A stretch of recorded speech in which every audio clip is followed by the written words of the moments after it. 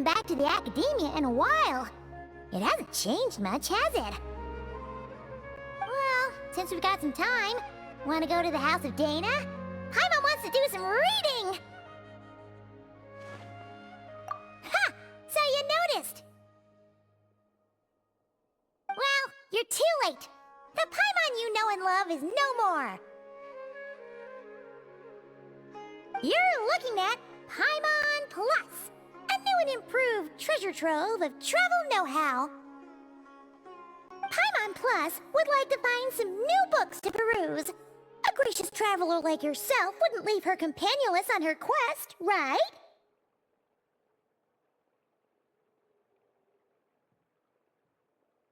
Come on, this way!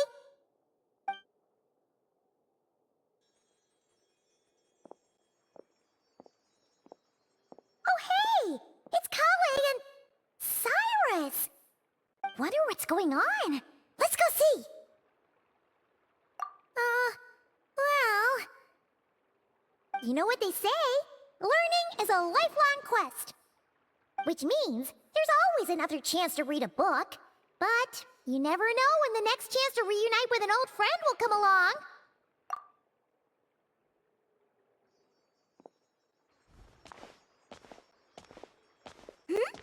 Traveler, Paimon? You're back in Sumero?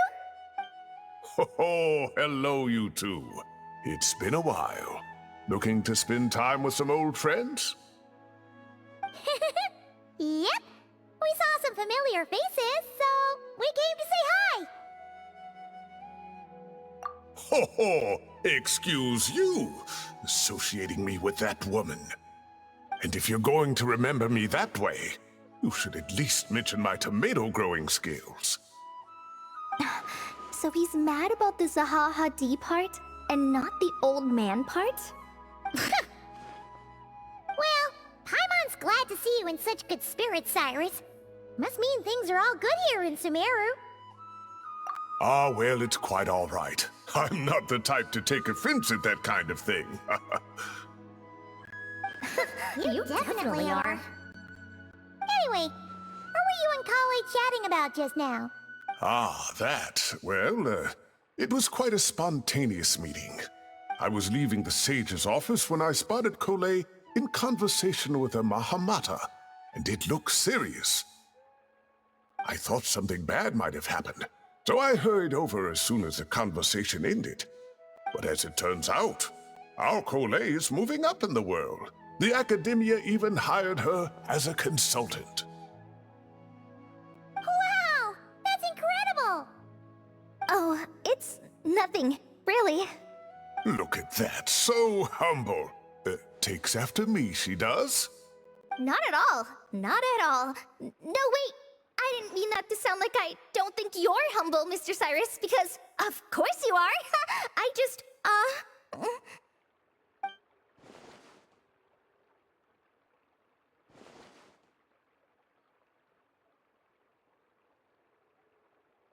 Oh, well, I wouldn't even call myself a consultant. I'm just helping out.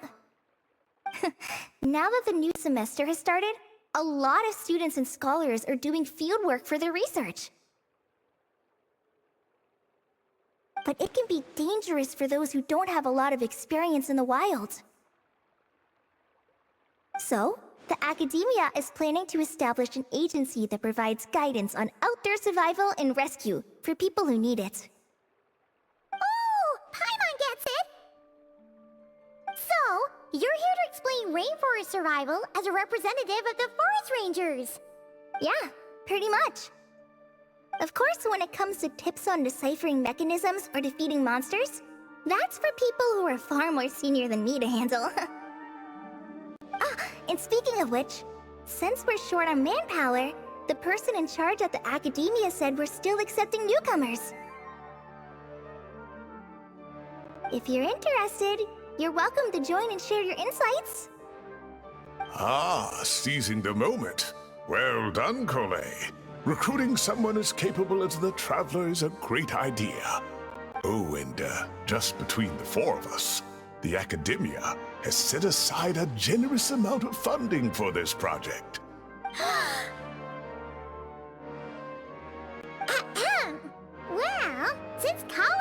thrown her hat in the ring. We should help out too. What do you say, traveler? Great!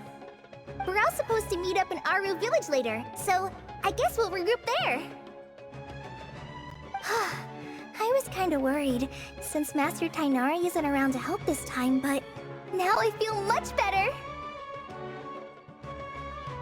Yeah, even if you don't trust the Academia's eye for talent, you can trust ours for sure. And mine, of course.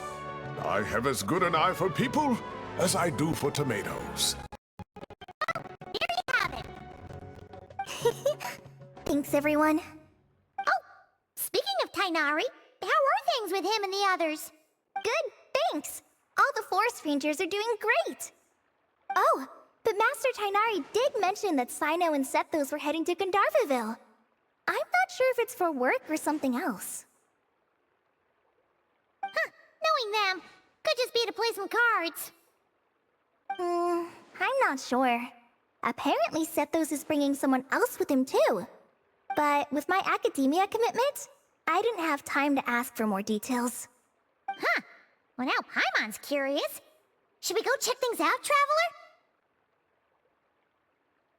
That's true, and I'm sure they've missed you. Now that is how it should be between friends. Getting together to play cards or enjoy a meal. Yet here I am, stuck with Nephis, who only ever calls to talk about research. Well, I won't delay your reunion any longer. Until next time. Goodbye, Mr. Cyrus. Take care. Alright, I should probably get going too. See you later, guys. Come find me in Aru Village when you're ready. Looking forward to seeing you shine, colleague.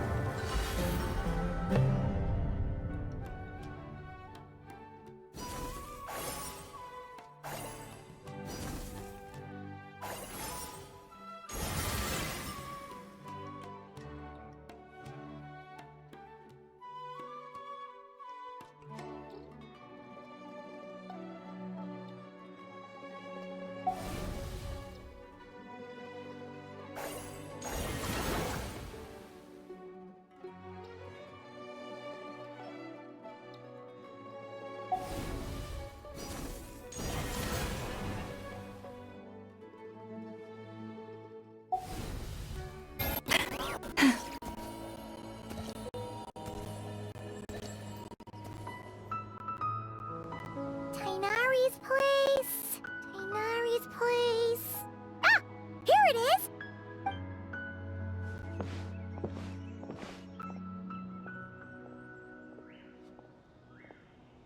Sino! Sethos!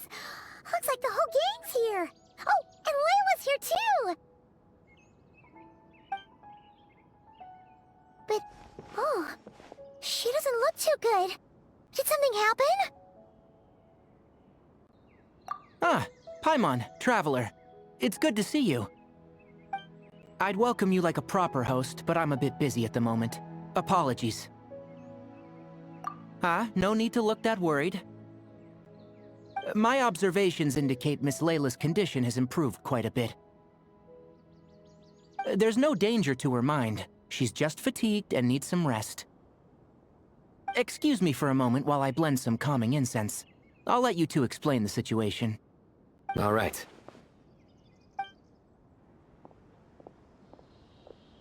What happened was, Sethos and a few members of the Temple of Silence rescued Layla, who was out in the desert trapped in a state of delirium. She had to be rescued? Oh, that sounds bad. That's all you're gonna say about it, Sino? I mean, we don't want people jumping to conclusions. That's all I can say about it. The person involved is unable to explain what happened to her, so we're limited in what we know. Sorry. My head... still dizzy. The moons... Exactly how many are there? She's been repeating that phrase over and over again, but she can't seem to remember what happened to her. We tried a few things back at the Temple of Silence, but we couldn't recover her memories. Her symptoms are kind of similar to researchers in the Satyavada life state. So we brought her to Tainari to see if our veteran forest watcher had any other ideas. Tainari is pretty much our last option, so let's hope he can help. Well, the good news is, even if restoring her memory is a no-go, we can help with the headache at least. Jur was in a similar state when we found him, delirious and mumbling to himself, but he's more or less back to normal now. Sorry, I should give you some context first, huh? We should let Miss Layla get some rest. Come with me, you two, and I'll introduce you to the other victim of this incident. Good idea. I'll wait for Tainari here and keep an eye on our patient. All right then, this way.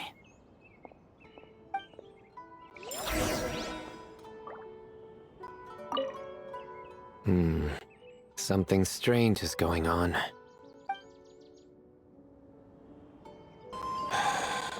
Who did the Ajalenok nut offend? I just don't get it. Hey, Jur. Still musing about Aji Laynok nuts, huh? Want me to have Sino come over and tell some jokes? Might help distract you.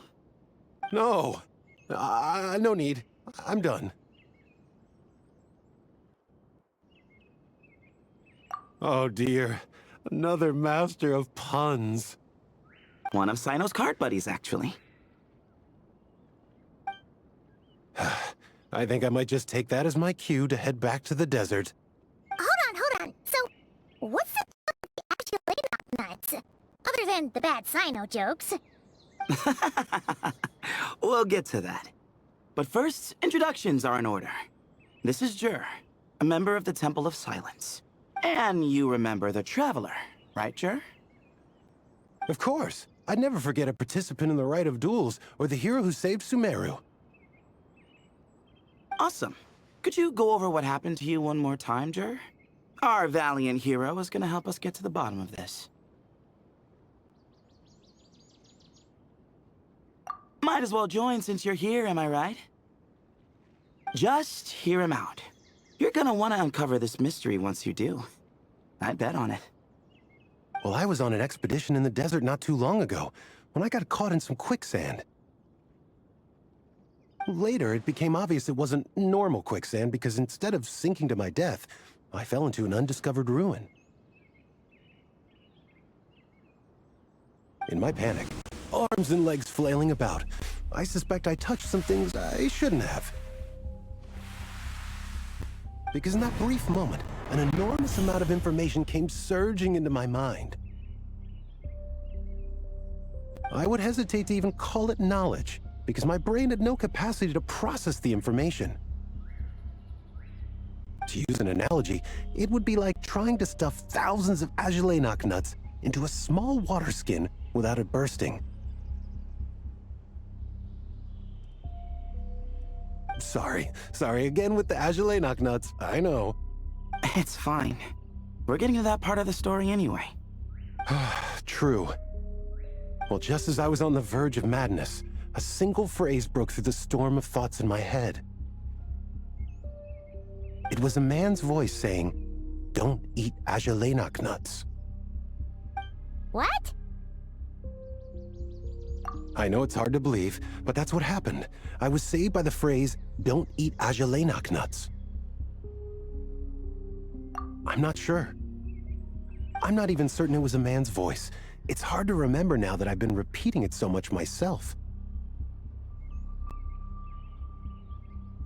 Anyway, the good news is, I no longer feel like my head is going to explode. Of course, the bad news is, that phrase has been stuck in my head for the past few days. Wow. But doesn't it have the opposite effect? Like, the more you say don't eat it, the more you want to eat it? Yes, that's exactly right. Whoever the voice belongs to, I don't know what his deal is with those nuts. Well, the world's a big place. There's bound to be people who don't like sweet stuff. I suppose. Strangely enough, I'm starting to think the voice belonged not to a man, but a cat. A cat? How? That's the question, isn't it? What would a cat be doing in an abandoned ruin like that? Just as my mind was reaching its breaking point, I could have sworn I heard the sound of a cat guiding me to exit. But when I came to, all I saw was endless desert, and Sethos shaking me in a desperate attempt to wake me up. I'll admit, it was pretty terrifying seeing you like that. Staring off into space and mumbling about Aji knocknuts. You sure don't sound terrified. Sorry. It's not that I don't care. It's just kind of hard for rambling about Aji knocknuts to sound menacing. Now, what Layla was saying, on the other hand, that is much creepier. Exactly. The unknown is what breeds fear. Aji knocknuts are familiar. But the moon suspended above us at night? That's about as foreign as it gets. Well, we don't know that for sure. There could be a whole other world inside an Ajilenak nut, with a moon of its own. Huh. I guess. Ajilenak nuts are not to be underestimated. Right, yeah, of course. Won't catch me disparaging the mighty Ajilenak nut. No, sir. Huh. So, a similar thing happened to Layla then? Yeah, I think so. I was in a hurry to rescue Jur, so I put a marker on the incident site so we could go back and investigate.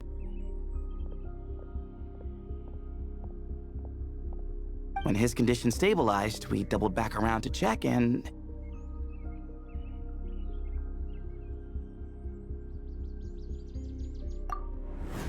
Exactly. Multiple victims with the same symptoms at the same location. It wasn't hard to conclude that something is seriously wrong with that place. So, after we got Layla out of there, I had the Temple of Silence put up a warning sign at the scene and send patrols to watch the area. Speaking of, Sino, Tainari, and I are going to head back there and investigate once Layla is stable. So, as per usual, you're here just in time. That's for sure. But there's another reason I want Sino and Tainari involved in this. Because the story doesn't end there.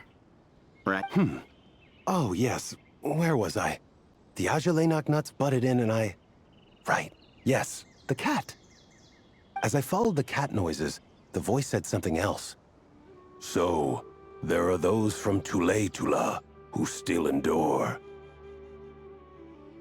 I thought that was strange, of course, because, well, was the voice referring to me? Records of my ancestry are rather sparse, so I'm not sure if my bloodline even traces back to that place. That's right. The Temple of Silence's place of origin. And the home of Tainari's people. Plus, Hermanubis, who Sino and I both share a connection to, was one of the city's founders. As the temple's current leader, if something strange happens in the desert, it's my job to get to the bottom of it. But it turns out, a lot of people have a horse in this race, and I'm not leaving any of them out.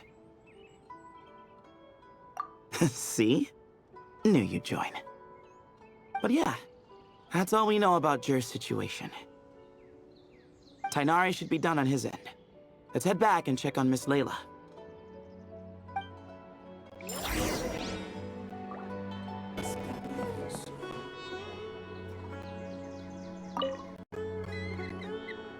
How are you feeling? But don't speak if it's too taxing. It's fine.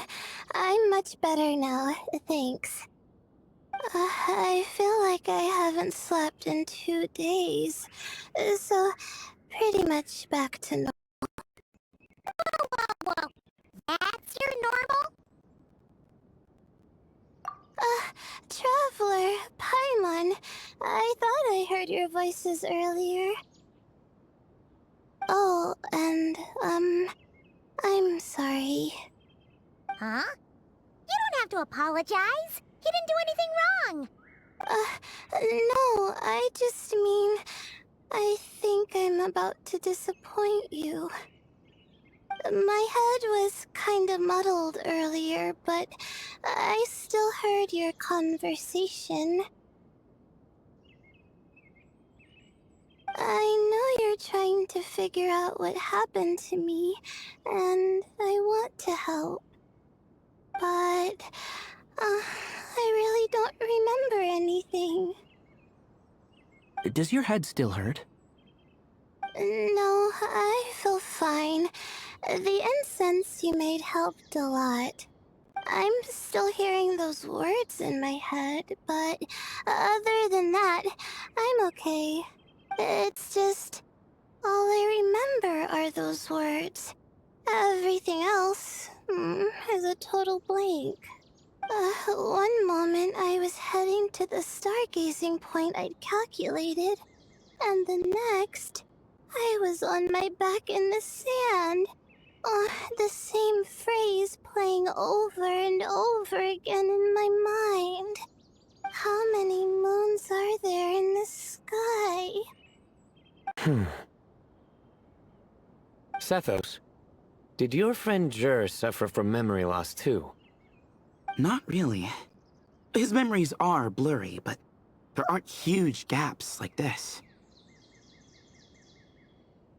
He remembers touching something. Someone talking, a voice mentioning Tuletula, and hearing a cat lead him to the exit.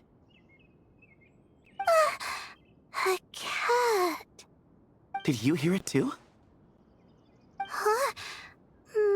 Now that you mention it, I think so. It was so soft. I thought I was imagining things. Which means, at the very least, what the two of you experienced while escaping the ruin is consistent. A single sentence repeating in your heads, and the faint sound of a cat. Still not a lot to go off of. Agreed. Oh, is your head hurting again, Layla?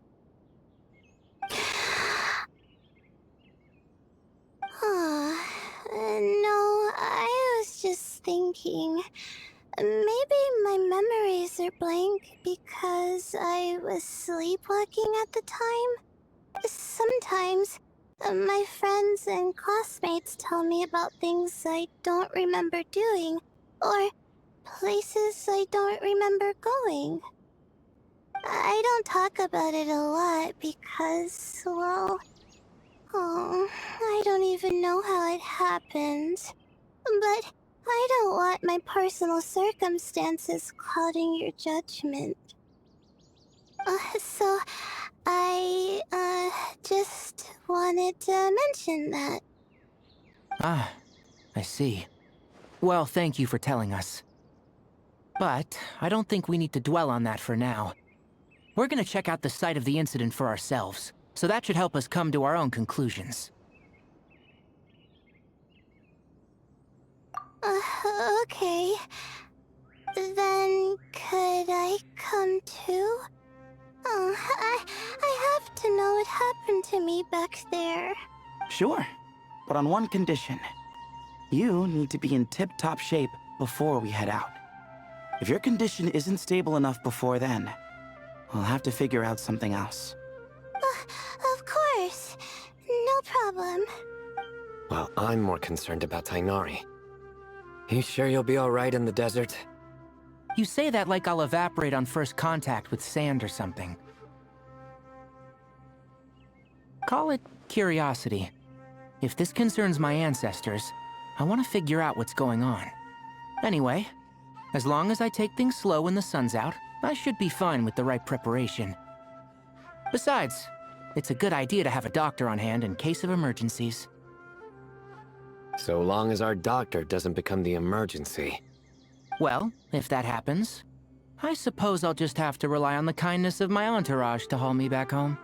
All right, well, that all sounds good to me. Let's meet in 2 days like we agreed. Jer and I are gonna head back to the Temple of Silence to do some research in the meantime. See you in a couple days. Sounds good.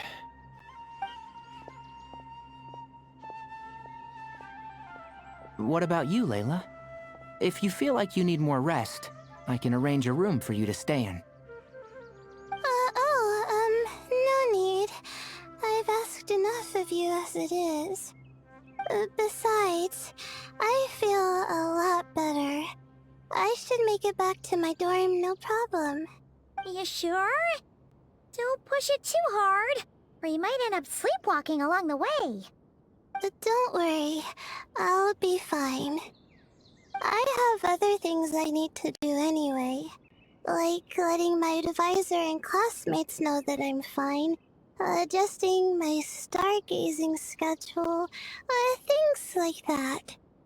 If I don't get it all done, I doubt I'll be able to sit still, let alone stay here and get some rest.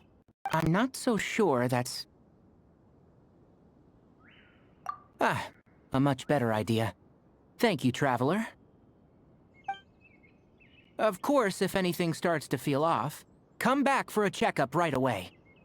You'd better listen to him, Layla, or he'll feed you tasteless slop as a punishment. Punishment? You're the one who caught a cold. You're supposed to eat light when that happens. Besides, with your nose stuffed up like that, you couldn't taste anything to begin with. Huh. Is that so?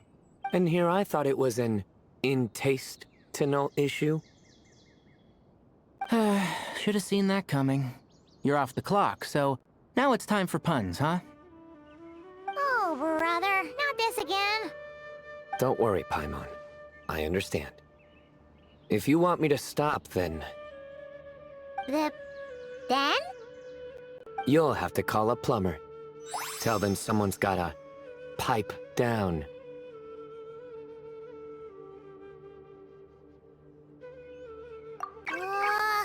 This is getting more insufferable by the second. Put a sock in it already, please.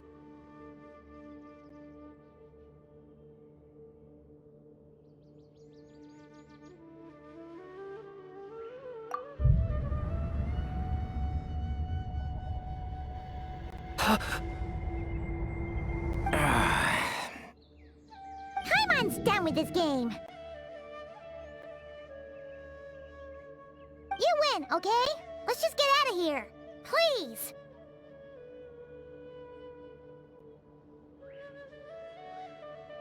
All right, you stay safe. I'll try to stay sane.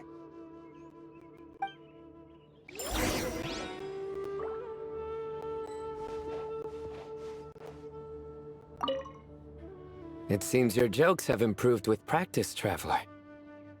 Happy about that? Absolutely. Finally, someone to share the load. You know what? Akale's helping out the academia, but I haven't had the chance to check on her. Why don't you do me a favor and go do that? Hold on. I thought you were having me over for dinner.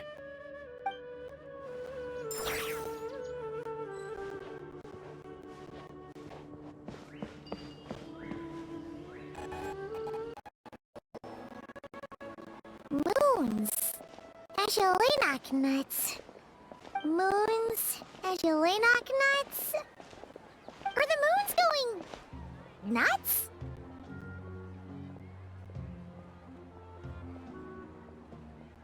Oh no! Looks like Paimon's caught the brain bug too! She can't stop thinking about those two things! Oh, Paimon's gotta clear her head. But how? Aha! Got it! The cafe over there!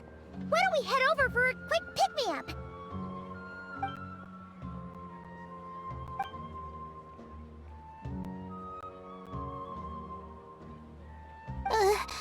Sorry. I feel kinda tired all of a sudden. Wait! Is it because of all Paimon's muttering just now?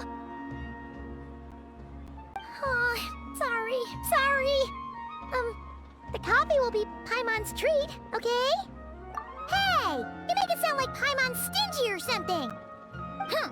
Well, she'll just have to show you her true colors. Yeah, starting now. You sit tight and take care of Layla, Traveler. Paimon's gonna get us some snacks and coffee. Be right back. Don't go anywhere in the meantime.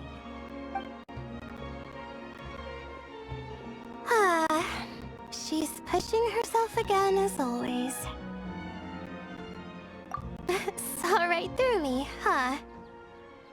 I apologize for the sudden emergence, but I didn't have any other options. Well, that's true. So, for our sake and your safety, allow me to fill in the gaps in her memory. That's right. Layla was already in bad shape, stressing about her new study topic, focusing on the stars instead of her surroundings. By the time she realized the danger she was in, it was too late.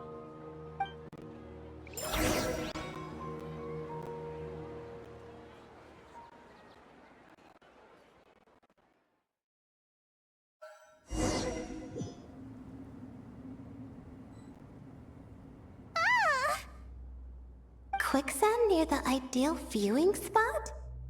Wasn't expecting that. Looks like Layla's been under a lot of pressure lately. She hasn't been paying attention to her surroundings. But why would quicksand lead to a place like this? Well, all in all, looks like a common desert ruin. Guess there's nothing to do but try to find a way out. Oh, Layla. What have you gotten yourself into this time?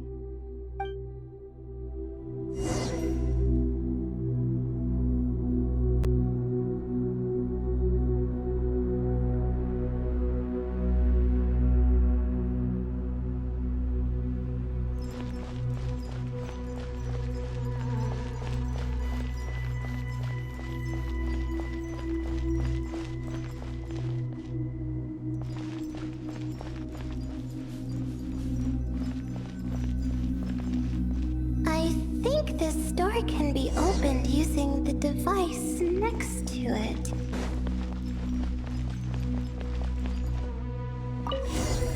Just like I thought. Ugh, what was that? My head. It hurts. Is Layla waking up? No, that's not it.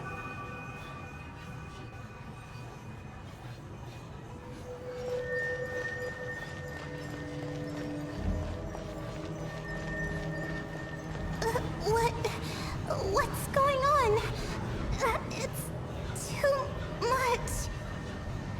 I don't understand. The ground is... Where am I? It's spinning.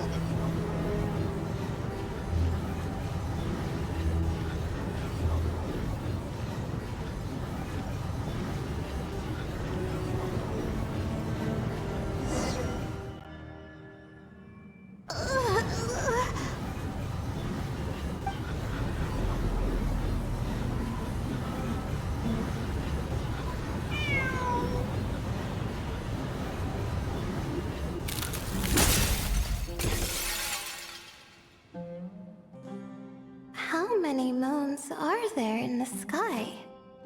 How many moons are there in the sky? Okay, information isn't rushing into my brain anymore. That's good. How many moons are there in the sky? My head hurts, but there are no more dark spots in my vision, and I can see in front of me. How many moons are there in the sky? What's going on? The same thought keeps popping into my head.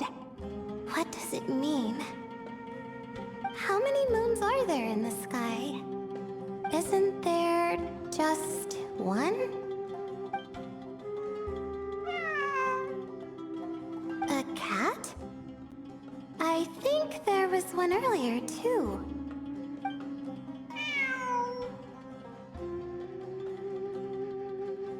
I'm not hearing things. It really is a cat. But what is it doing here? How many moons are there? No! Stop it! Does it want me to follow its cries?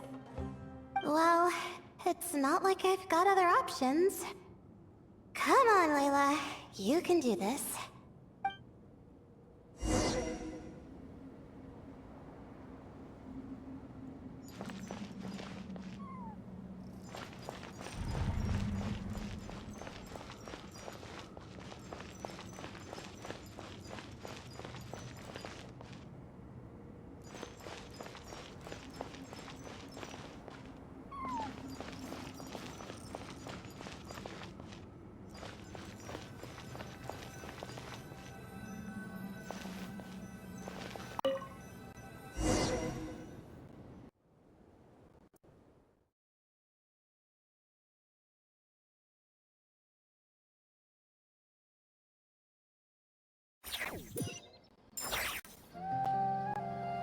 And so, I followed the cat's cries to find my way out. It was quite a kind creature. It didn't even leave until the other me started to wake up. Thinking back, it all started when I touched that device. I've heard fellow students talk about it before. How the desert is full of objects that do strange things. Sometimes it's just a minor inconvenience. But other times, devices like that can cause massive trouble. Of course. I forgot how much adventuring experience you have. Still, carrying an umbrella doesn't mean you can't get soaked, so just be careful and stay away from unknown devices. No need to thank me. You and Layla are about to head into dangerous territory together. You need to be safe so she can be safe. Well, I think that about sums it up. Ah, and just in time. Your coffee's here. Traveler! A little help over here?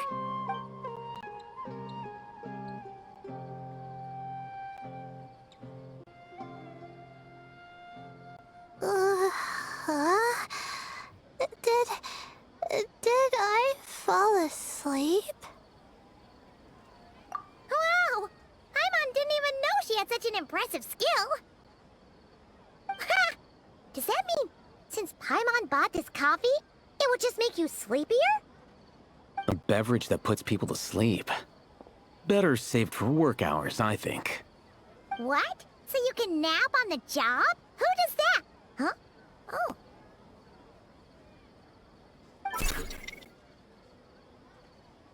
Beep boop. Oops. Oh, hey them! Kave! Nice to see you!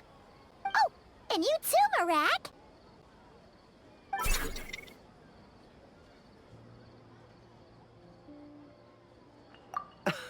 Sorry. Hope we're not interrupting anything. It's Layla. You don't look so good. Is everything all right? Oh, I'm fine. I was sleeping just now, so I'm still a bit... Ah, I see. And we woke you, didn't we? I'm sorry. We shouldn't have been so loud. No, you didn't.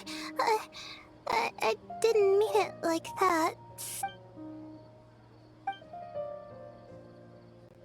Wait, where are you going? You just got here!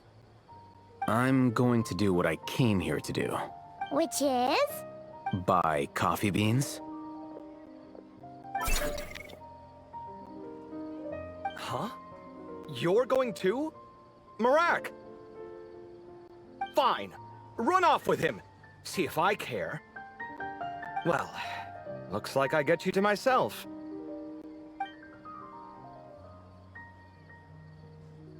It's been a while, hasn't it? How have you been? So, a busy life of adventuring for you, and a busy life of academics for Miss Layla, is that right? Oh, is something wrong? Ah, The desert's not always the friendliest place, that's for sure. And from the look on your faces, I'm guessing this problem's not resolved? Don't force yourself to talk about it, of course. But I've worked on several projects in the desert before, so if there's anything I can do to help, just say the word. No, I don't have anything to hide. It's just complicated, so explaining might take time. Ah, well, lucky for us, I've got that in spades. Yes, you have been quite sedentary recently. Excuse me? I've been going about work as normal, thank you. And, might I add, you do way less work than me. I do the amount of work that is required of me. Ah, yes, you and your stellar work ethic. The stuff of legends. Oh, now look what you've done. I've lost my train of thought. Where were we? The problem in the desert. Wait, you were listening earlier? Oh, we're giving the silent treatment now? Mature, very mature. Continue, Miss Layla. I'm curious as to how this incident unfolded. What did I tell you? This one doesn't have enough to do. Alright, well...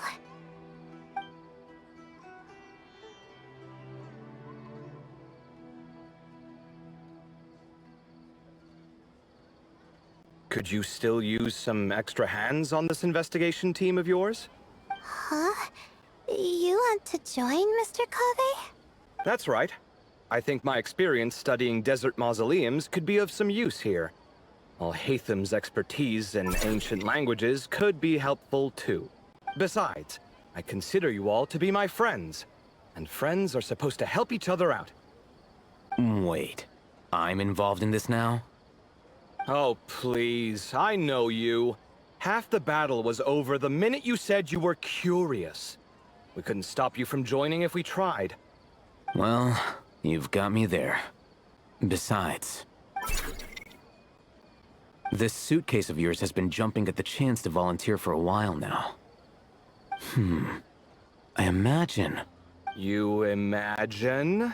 mechanical life forms might also feel homesick from time to time. Huh.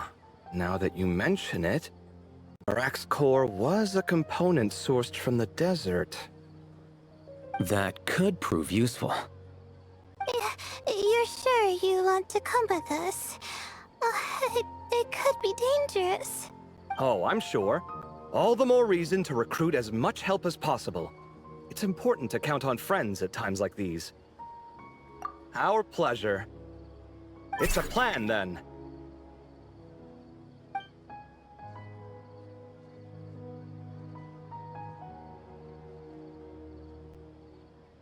All right, we'll head back to our place to get ready. This one hasn't been on a trip in a while. Chances are, he doesn't even remember how to pack a suitcase. I'm not worried. It'll get done. Somehow. Would it kill you to help every once in a while? I do help. It's called moral support. Oh, of course. And I am ever so grateful. Goodbye, you three. We'll see you soon!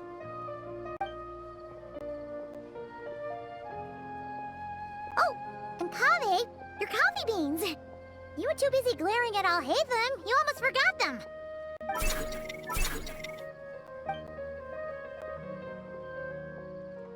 Well, we're pretty close to the academia now. I should be fine from here. Thanks for the coffee, Paimon. I feel much better now. Right. I'll follow the doctor's orders.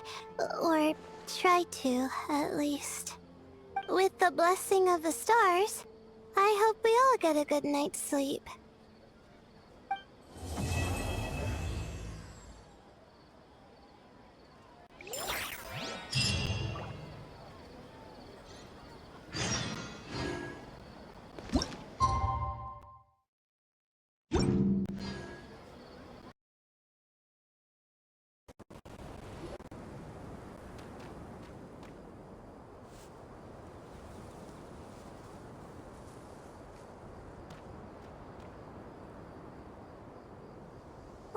looking at the map.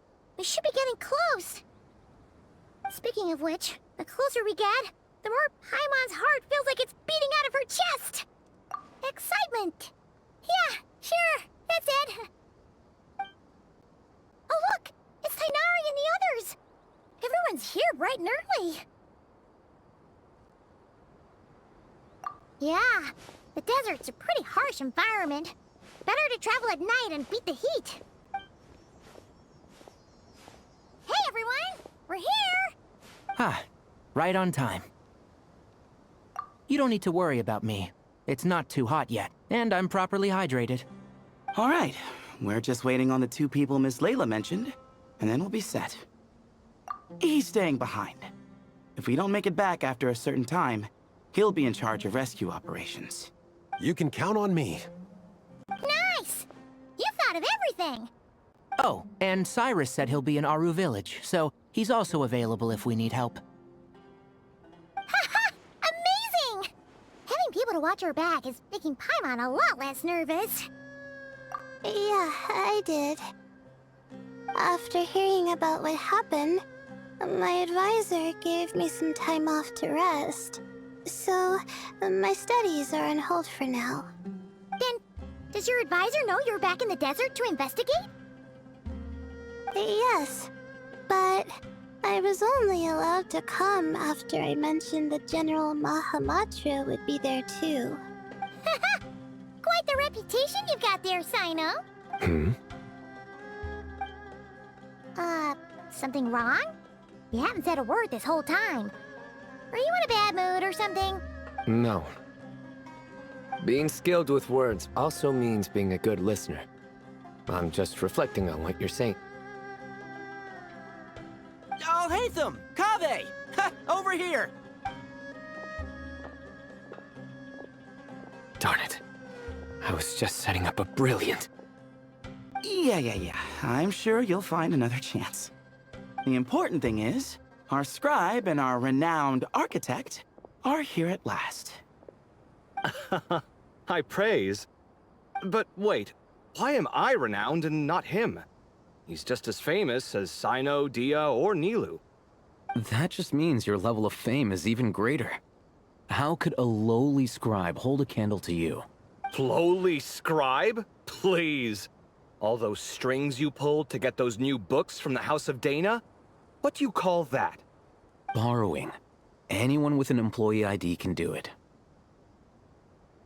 Uh-huh, yeah. The House of Dana bends over backwards for just anyone, does it? Send a report to Lesser Lord Kusanali then. Let her know someone at the Academia is abusing their position. Hey! I never said abusing! Impressive verbal sparring, as always. Oh, hello to you too, Marak. Well, looks like your assistant is raring to go, Kaveh.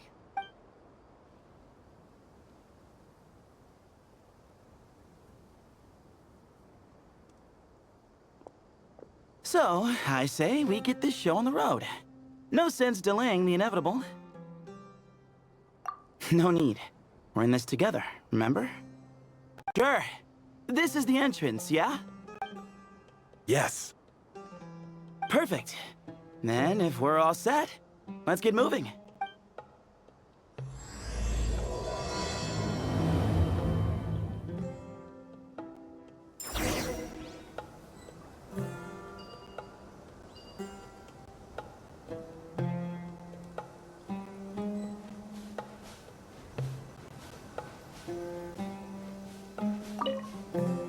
I hope everything goes well in there. I've got your back from out here.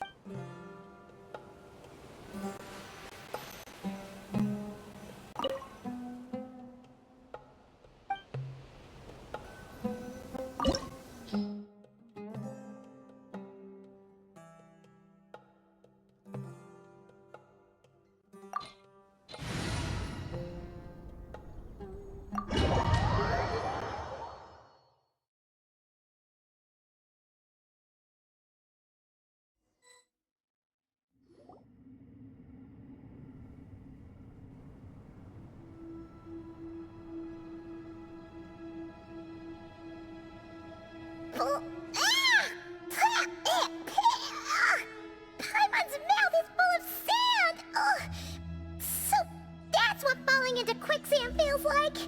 If this was quicksand, we would have struggled to breathe. No. I think this was regular sand, and we didn't sink into it. We fell through it. Agreed. In other words, sounds like a you problem, Paimon. Ha ha, very funny. No, wait, Paimon's the only one. Ha! See?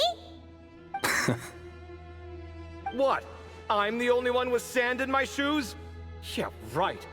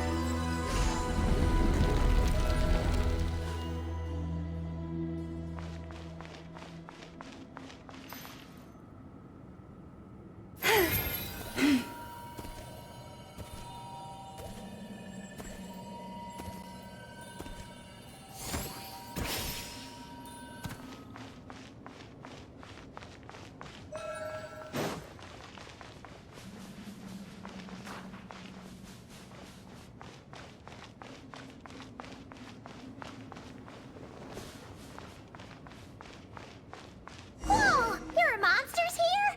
Jared didn't say anything about that. Probably means he didn't run into any. Because we're just unlucky. Not the best sign of what's to come. We'll be fine. Let's just use up all our backlog. We'll be golden.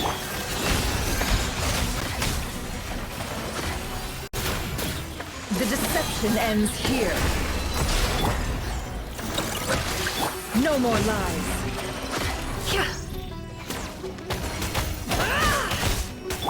Forest, protect us. Hold the line. Can't hide the truth.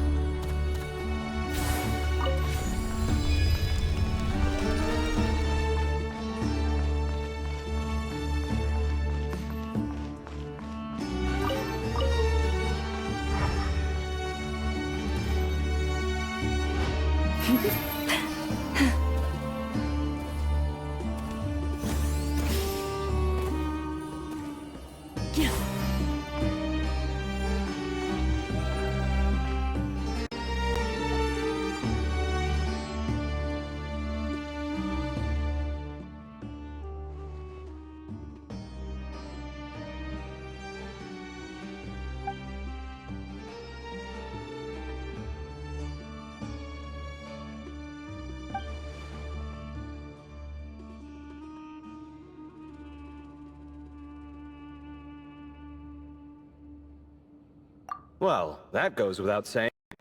Fair point. There's just one problem, though. The only way forward is through that door. Oh! Is it time to hunt for a key? Paimon loves this part.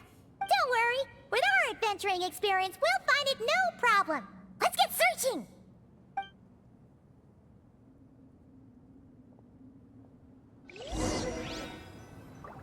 Marak, wait!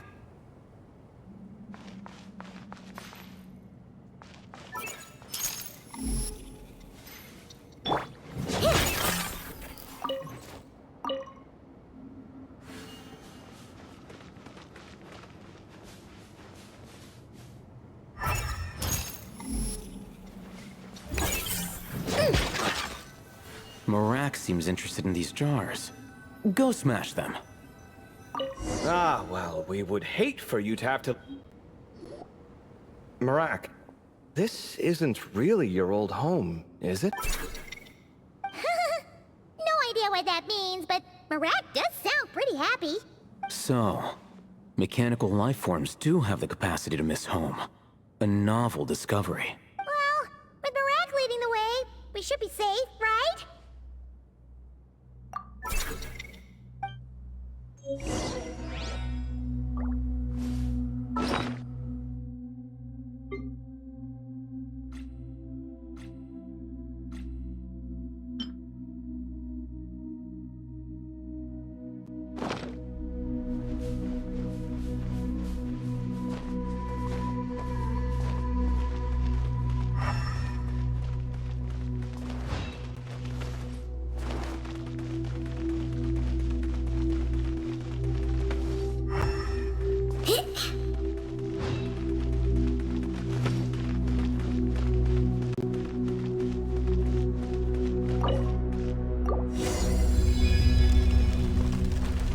Good thing you decided to join, Kaveh. Otherwise, our investigation would have ended at that door. It was nothing that I did. You should thank Marak instead.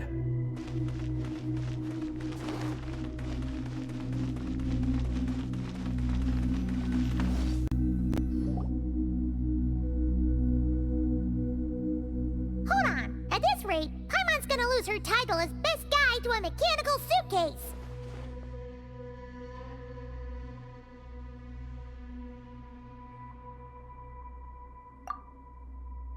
Aw, thanks. Hey, wait. What do you mean, useless? Well, no weird mental symptoms so far. I'll take that as a win. That said...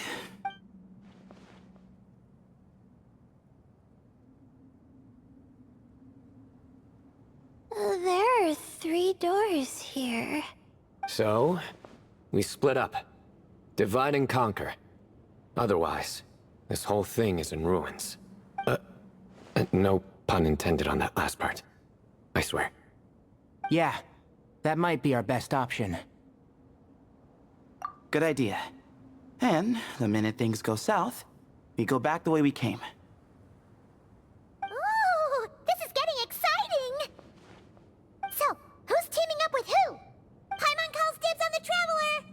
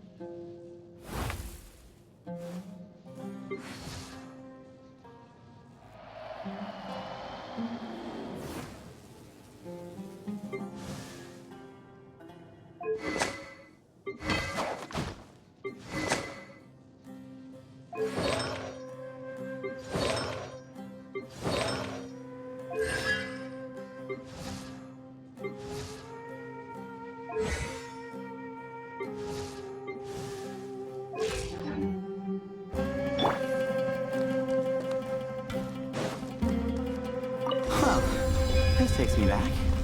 Last time we were in the desert together, 2 of you came all the way out here to gang up on me. Oh, sounds like someone's holding a grudge. Just what I like to hear. If you're still hung up on that last one, just name the time and place, and we'll have ourselves another thrilling... duel. Huh. What's with the awkward pause? Were you expecting me to stop you from saying something stupid? You two can have 1,000 duels for all I care, after we're done here. For now, focus on the task at hand.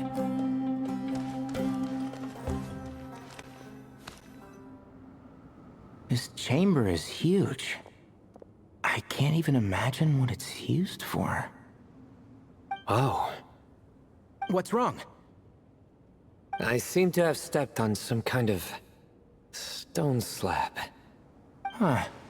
There's a pattern on this, but it's hard to make out with all the dust. Huh? Look! The shape seems to match the markings on the ground over there. Let's slot it in and see.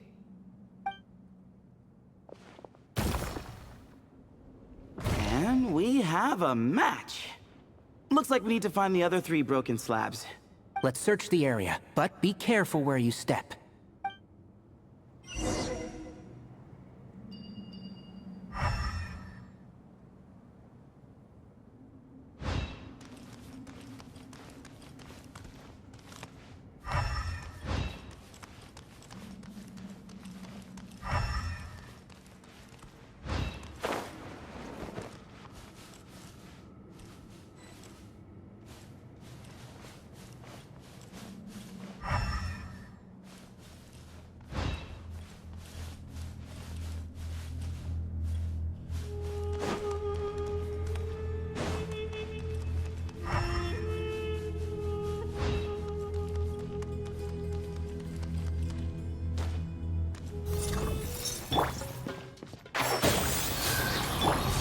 Into space.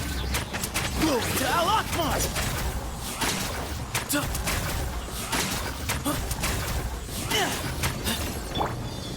I'll uproot you! Excuse me?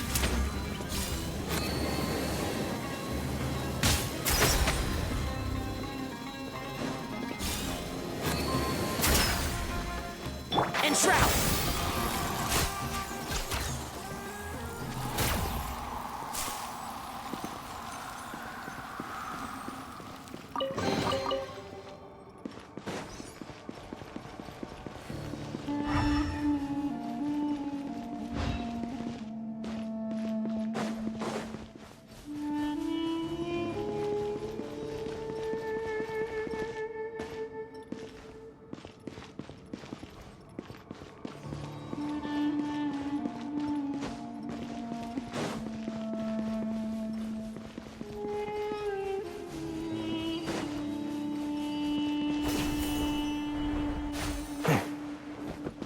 Ooh, got one.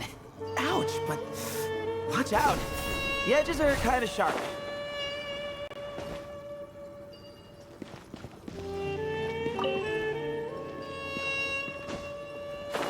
Rah.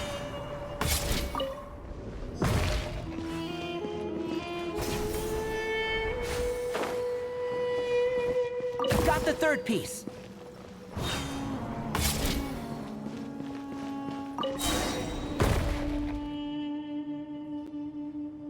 We just need one more. Huh. Look! A cat! Could it be the same one Jer mentioned? I don't think we need to worry about startling him. He doesn't seem afraid of people. Yeah. If anything, it seems like he wants us to follow.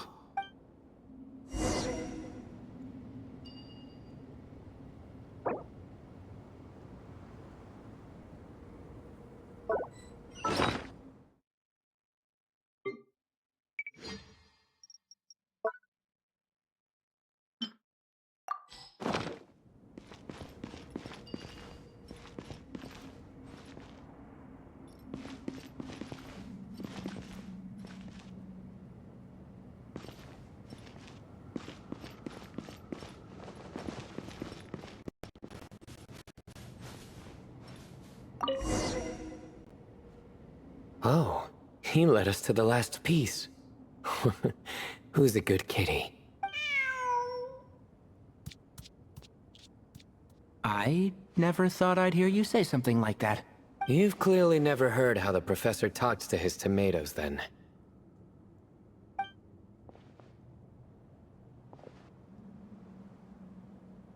Alright, well, that's that. Now, we need to figure out how to get rid of all this dust. Behold, the great Vayu Viastra. Be honest. You've been waiting to say that for how long now? Just activate the mechanism.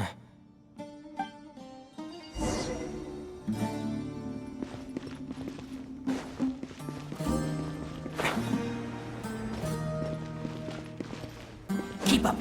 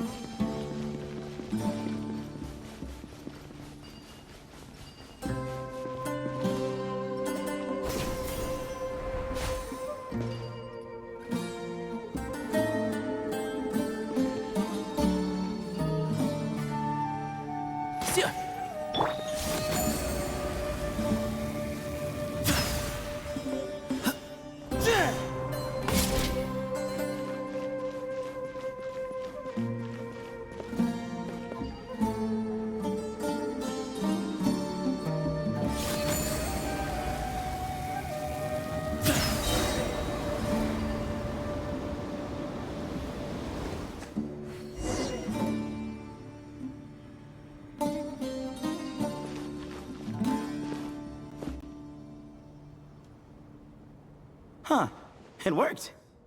It's a picture of... 3 Hermanubises? That can't be right. The ears aren't vertical. Not true. And the looks fall short. My hat is much better looking.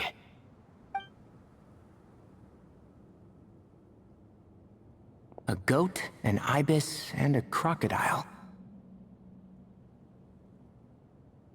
Oh, wow. Our botanist knows more than just plants. Riveting observation. I was just thinking. These 3 figures look a lot like the 7 pillars of King Deshret. That's right. These are our colleagues. Our what now? You sure about that? Just kidding.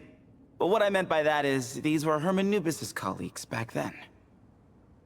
The middle one is the Goat King Hereshef, Minister of Ministers, the god Amun's most trusted chancellor. Records say he was the deputy king of the Desert Sands, chief among the 7 pillars. Someone even more impressive than Hermanubis? I wonder if that ever got his goat. Sorry, couldn't resist. Okay, that was a good one. Wait, really? I've got so much more where that came from.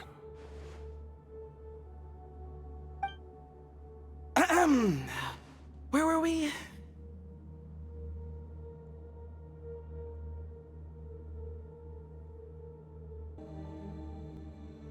This is Sopik, the Crocodile King, Captain of Captains.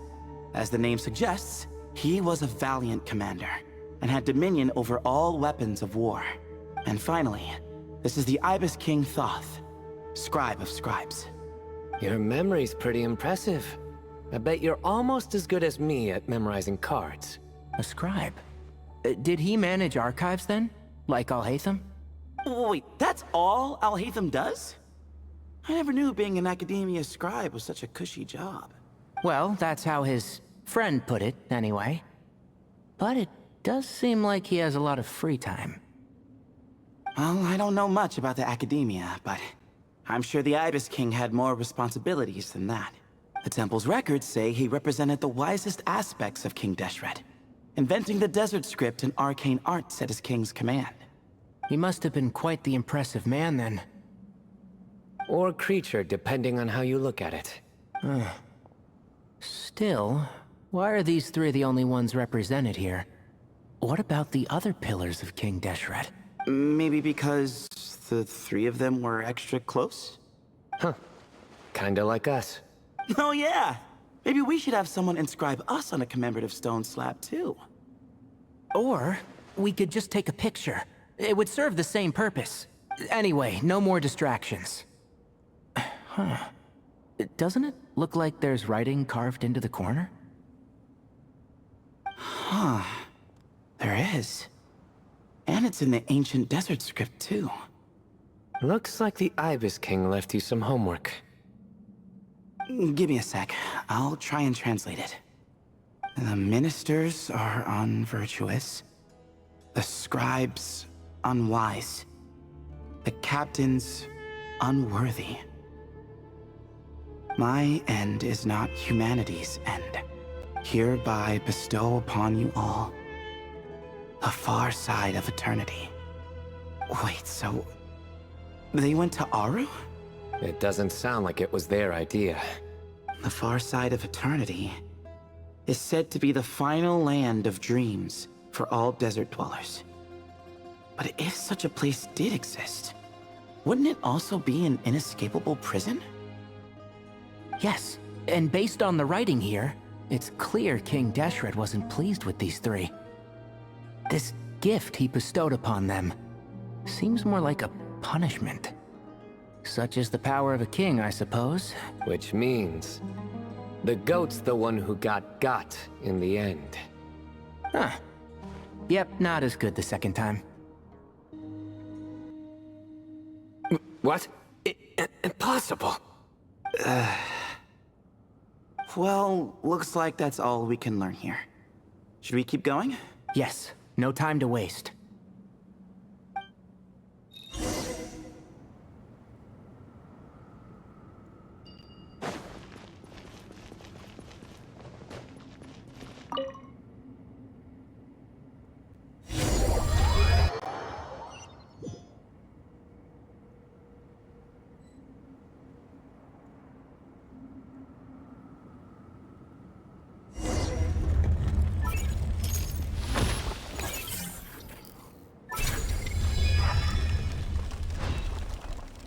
Jeez, who knew a suitcase could be so fast? Marak is nothing like this when it comes to housework. Hey, wait up!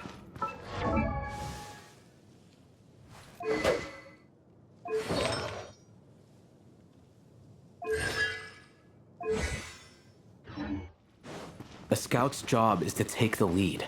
Just let Marak figure it out. Easy for you to say. I'll be the one doing the repairs if something happens. Why don't you go scout ahead then?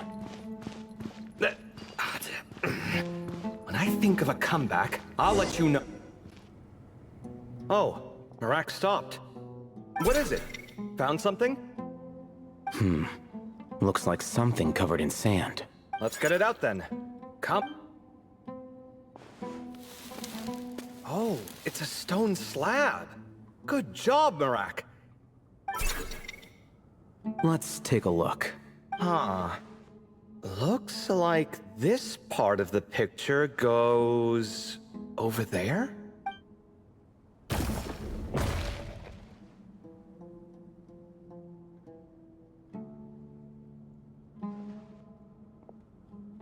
In that case, there must be other pieces. All right, and let's look around. Hey! Why are you sitting down? I thought Marak was helping. Oh, so you do know what that word means. Great. Are we supposed to just sit back while Marak does all the work? No, I doubt you could do that. Exactly. But I can.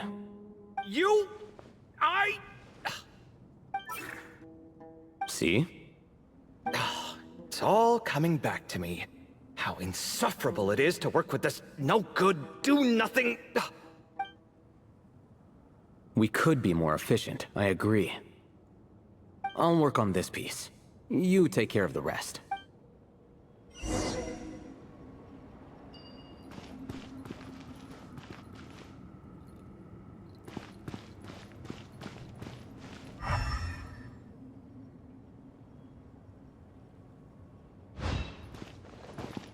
Found one!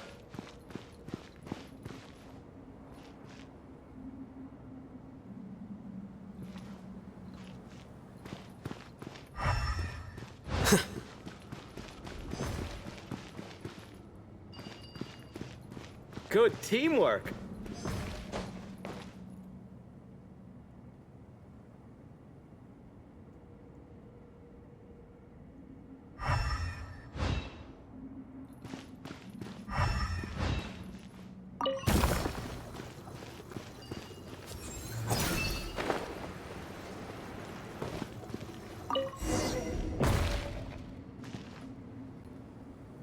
Looks like we found them all. The pieces fit together like a glove, but we can't see what's on them. Turn around. Huh? Look. Oh, I've seen this before. It can create strong winds. Just what we need to clean off the slab. Come on, let's... Hey! Don't worry about me. If I sit here, I won't be in the way. Oh, you don't want to be in the way? Then sit right in front, so the device can blow you straight back to Sumeru City.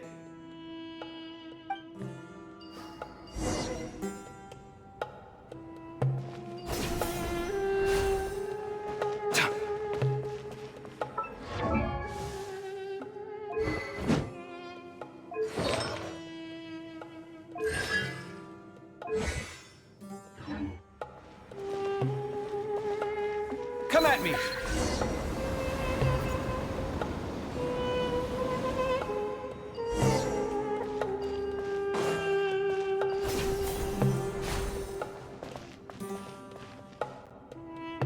Done.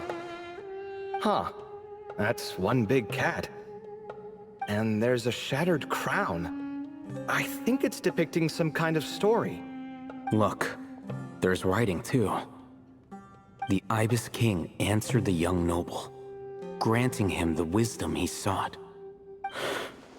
But the fragile crown was shattered by lies in the end. Here I leave the name, Gudars. Gudars? I've seen that name in a history book before. He was a young noble who sought to save his realm, and a king who once united the desert. That's right. Although his methods were rather shameful. During his long reign, he betrayed his family and the nobles who supported him, only realizing the error of his ways after his enemies left him nowhere to turn.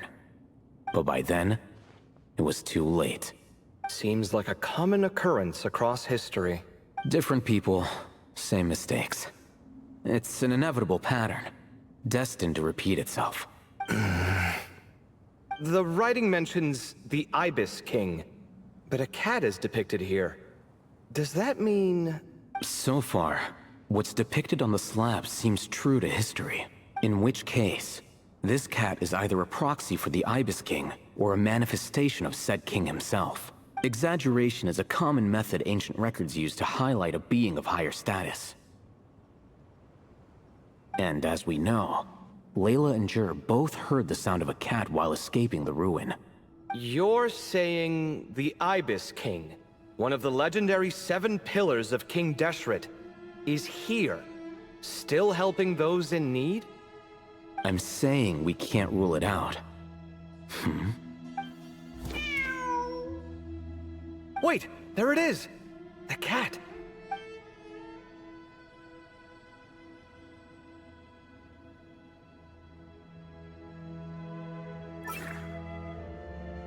Ah! Marak went after him! The cat's showing us the way forward. Come, let's follow. Okay.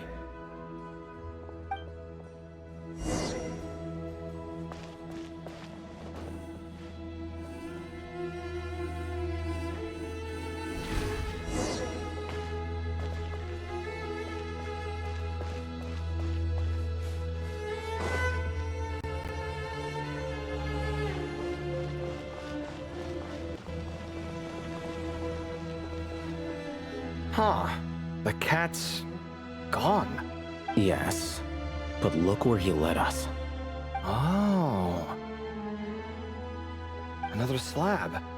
It looks similar to the last one.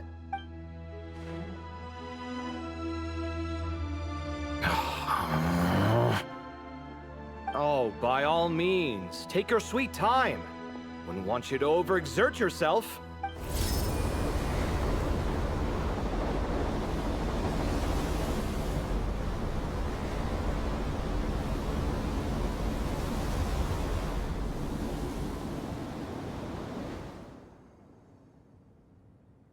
Huh. The scene depicted here... Seems to be a different tale.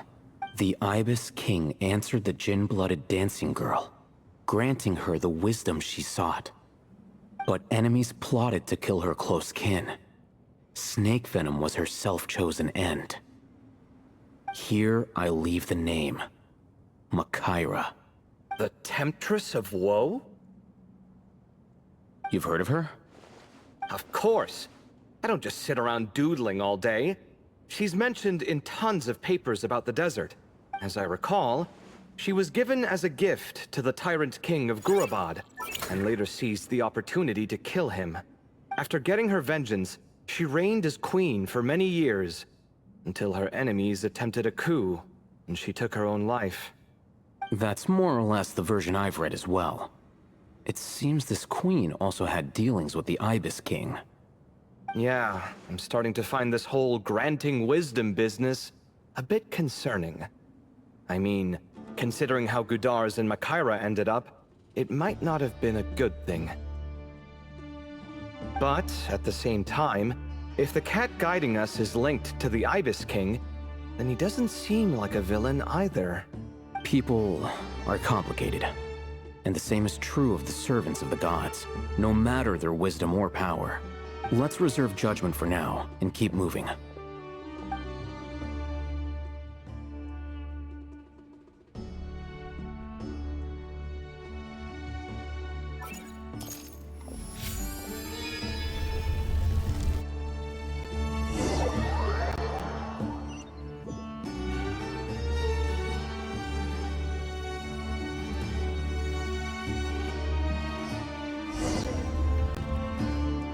Oh, Paimon meant to ask earlier. Have your memories come back, Layla? No, sorry. To be honest, nothing about this experience feels familiar. Besides, my focus is the stars, so I don't spend a lot of time exploring ancient ruins. Guess that makes us the senior researchers in this scenario. Stick close, all right, Layla? Okay.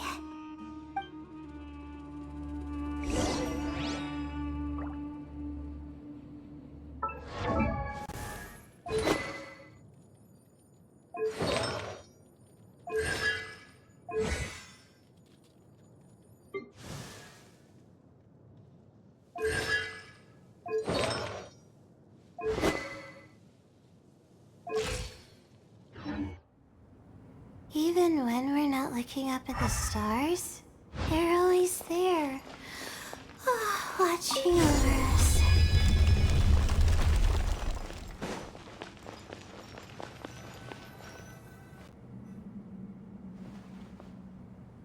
Wow, what a tall ceiling.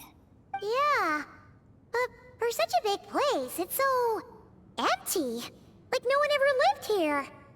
Sure must have been boring to live in ancient times, staring at ceilings all day. Now that you mention it, I've heard some people used to draw star maps on their vaulted ceilings. Some would even make them transparent to better observe the movement of the stars. It sounds so nice. Stargazing from the comfort of your own home. Wait a second. I think I see something up there. Huh? How is Paimon supposed to do that? Oh, right. Flying. Alright, sit tight, everyone! Adventurer Paimon will be right back!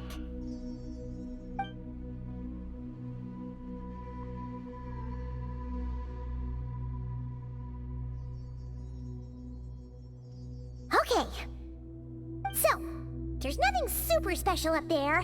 Just a couple of shelves, tables, jars, and scrolls. And a whole bunch of dust, dirt, and sand. You really want to search through all that stuff?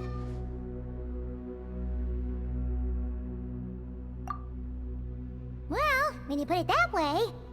Come on then, let's see what we've got. Paimon's hoping for something super valuable. Thanks. I'll stick close.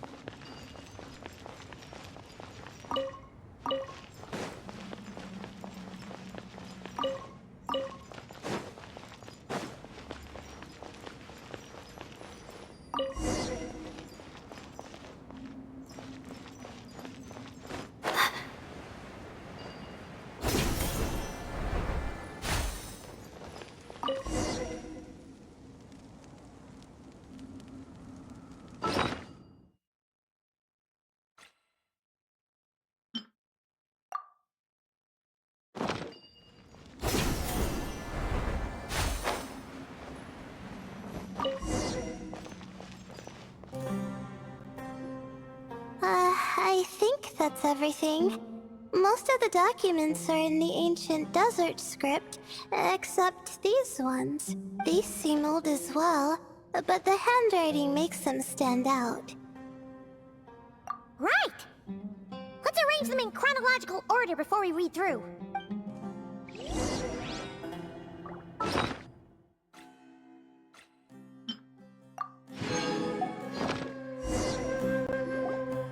Okay, now let's take a look.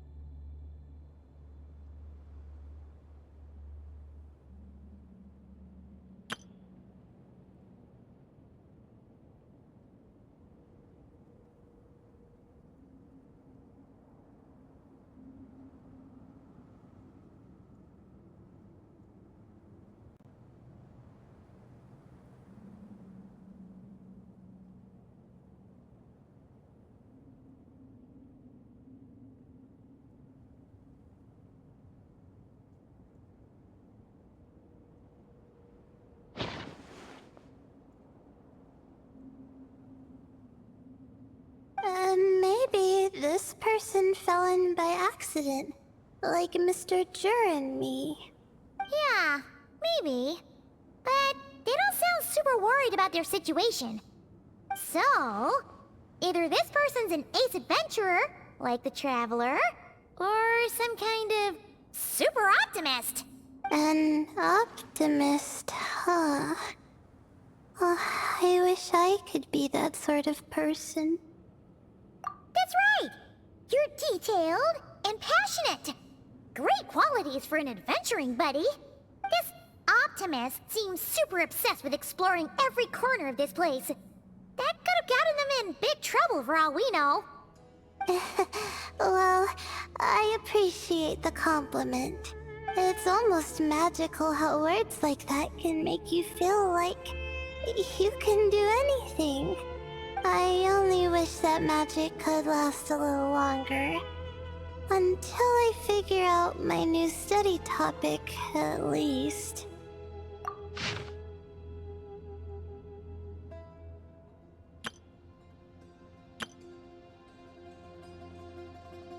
Oh, looks like you were spot on, Paimon. See? Told ya! That's what happens when you don't think things through. And all this talk about seniors and juniors, he was a student just like you, Layla. Whew, he sure talks a big talk for a student, though. You'd think he was some kind of old scholar instead. Huh. What is it? Did Paimon say something wrong? No, not at all. I was just thinking, and this might sound rude, but the way this person speaks is just so... you notice too. I mean, it's good that he helped treat his companion's wound, but it didn't seem like it was out of kindness. More like he was looking out for his own self-interest, or thought he could get something out of it. I don't know. Maybe I'm reading too much into it. Yeah. If you're both in this dangerous situation together, wouldn't you mention them at least once? If it were Paimon, she would write down the name of every single person she was with. No one would be able to get away.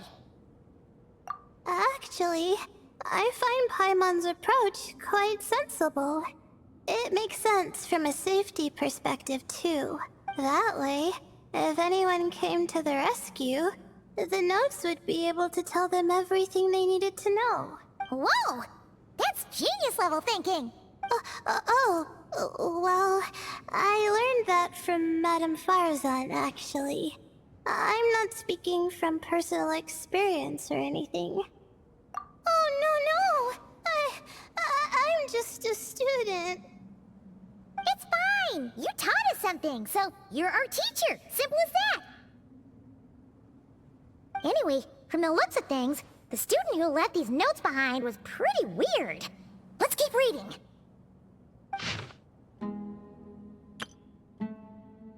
Whoa! Hang on! That's a lot of information. Paimon needs a moment to take this in.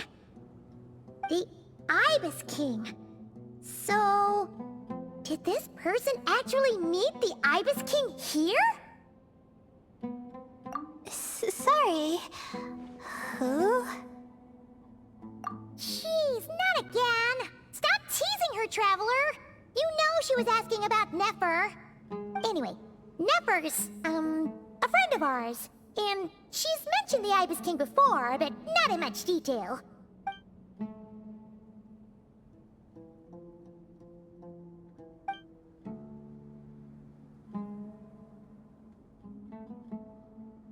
Oh, I see.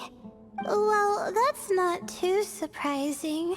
Most people in Sumeru know about King Deshret, and most in the academia have at least some knowledge on the Seven Pillars. Legend has it, King Deshret ruled the desert at the head of several wise retainers, guiding their people to pursue the limits of wisdom. He also left behind treasures for future generations, which continue to be relevant in nearly every research discipline. Now, this message indicates this student and his senior were rescued by the Ibis King. But to think it's possible to meet him in a place like this...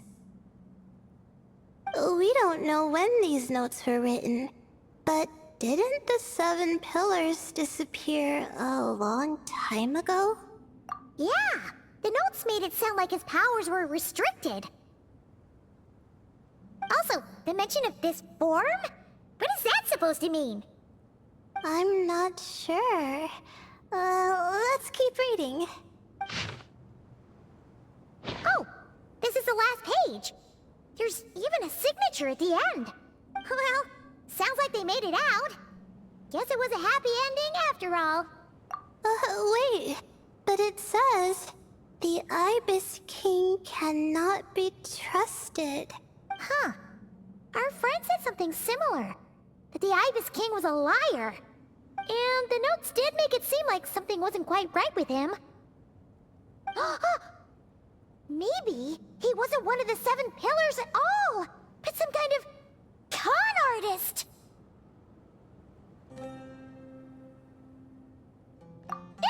Great, Ibis King! If you heard that, Paimon didn't mean it! Please forgive her! Don't trap us here! I think Paimon raises a good point. Let's keep our guard up just in case. Alright, I think that's all the clues around here. How about we... Oh! It's Marak! That means Kaveh and the others should be around here, right? Hello? Anyone up there? Yeah, we can! You know, sound travels just fine in an empty chamber like this. You don't have to shout. Of course, if you're shouting to express your excitement at being reunited, by all means, pretend I never said anything. Yelling like this is kinda exhausting.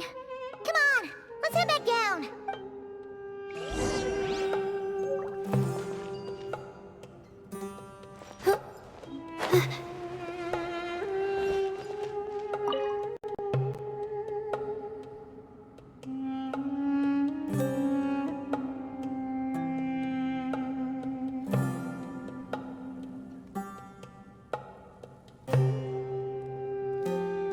Wow, we all ended up in the same place, huh? Yeah, what a coincidence. Indeed. Or as I like to call it, the chai factor.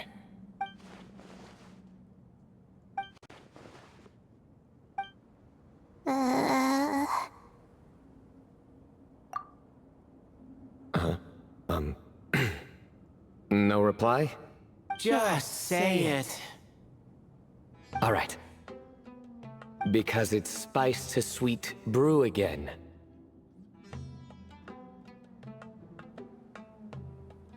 Oh, hey, that's a new version. Wait, what? You've never heard that one? What are you looking for? A place to sit and read my book. Oh, great. What else is new? Well, looks like everyone made it through unscathed. Let's take this chance to get some water, rest a bit, and discuss what we learned. Sound good? Yeah, let's debrief.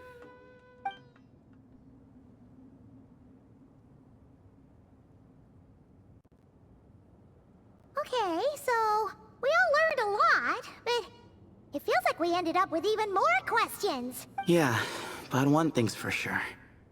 This place is tied to the Ibis King in some way. Hey, Sino. You're the current representative of Hermanubis. Can you call him up for a sec? Of course. Just let me sense his presence.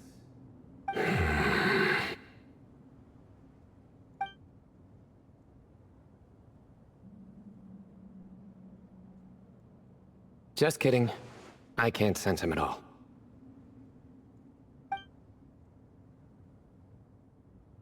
Jeez, Sethos.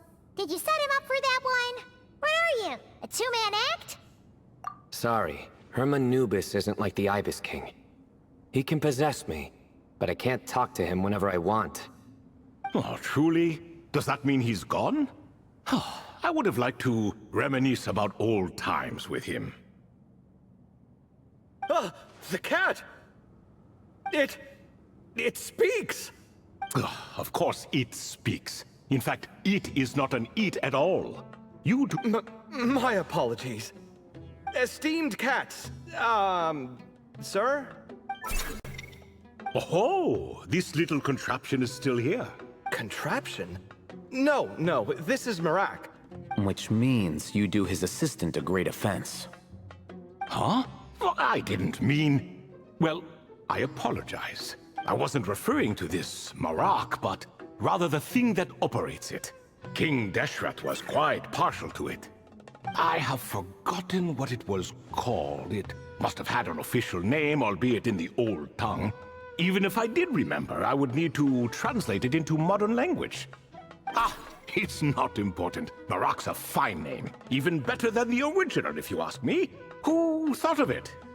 And the remodeling, quite well done indeed. This Marak looks much happier in its current form.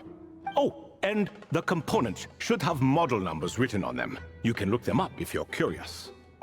This cat talks. Quite the one-sided conversation. Is this what the Ibis King was like? He seems quite eloquent. I wonder if he plays cards. Ha!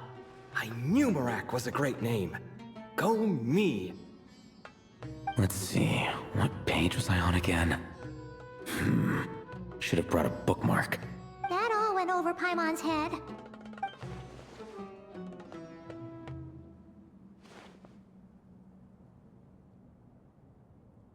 Hello indeed. For you to know my name. Yes, I was not mistaken. You are special among your companions. But you are all guests. It is only proper to invite you in. Come then, this way.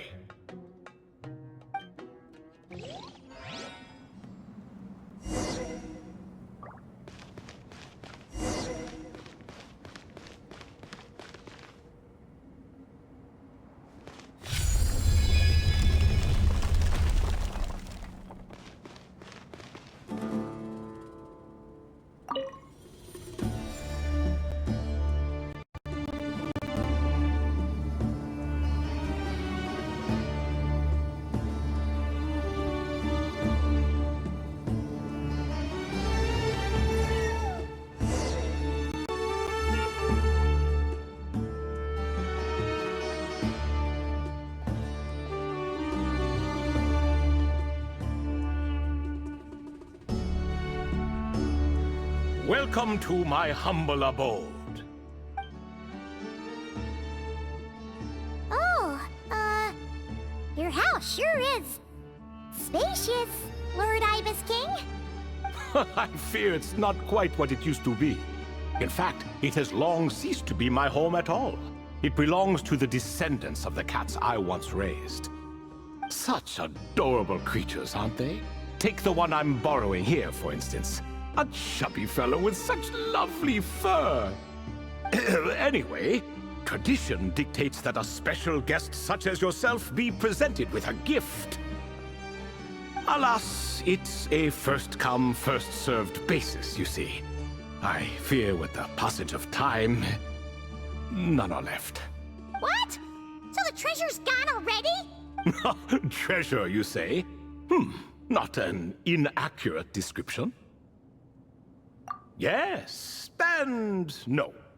I have the power to grant gifts inaccessible to the masses. The only requirement is answering a question. Not a bad deal, yes? Of course, my questions were given unto me by King Deshret, who in turn received them from the Mistress of Flowers. There are 3, and no more. What causes our rise and fall? What obliterates love and hate? What determines truth and falsehood? The more he talks, the less Paimon understands. I see. That must mean Gudars and Makaira managed to answer 2 of the 3. Another who understands. Oh, so that's the event those 2 slabs are depicting. Ah, priests and their records. A singular obsession, and quite boring too. After being imprisoned within Aru, I could, on occasion, take the form of a cat to converse with those around me. But I despised speaking to them. No conversational skills whatsoever. Now, humans like you who stumble in here from time to time, you are much more interesting. Hold on! We're getting off topic again. The 3 questions you just mentioned? What are they for, exactly? Ah, that is a story that begins with King Deshret. And we're in for another long one. Nostalgia for the past is common to us all, is it not? And our king, he was such a proud, solemn man in those days. He watched us speak of the present and the future, of the wisdom we possessed or were about to obtain. We were his proud retainers, confident in our belief that, so long as each one of us used our abilities to the fullest, progress was inevitable. Yet, King Deshret's ambition was not destined to be allowed in a closed-off world such as this. So nothing went as planned. In fact, from the beginning, there were signs an outcome of this nature was inevitable. Because although there were 7 pillars, one was forever absent. Al-Ahmar would insist the Dendro Dragon Sovereign was one of us, but the dragon herself rejected that idea. Huh.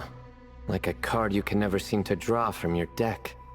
More like a card that was never in the deck to begin with. Alas, that's just who Al-Ahmar was. There was nothing we could do about that. And I always preferred chess to cards. In the end, life grew unbearable for our king. But, of course, those who remain must continue to live on. But subjects like us were less fortunate. After all, the fate of a retainer is decided by the king, including the chance to walk away. So it was then that King Deshret had Kroko, Goti, and I locked up within Aru, where we remain to this day. Krako. Goti? Ah, of course. You're more familiar with their full names. Sobek, the Crocodile King, and Hereshef, the Goat King.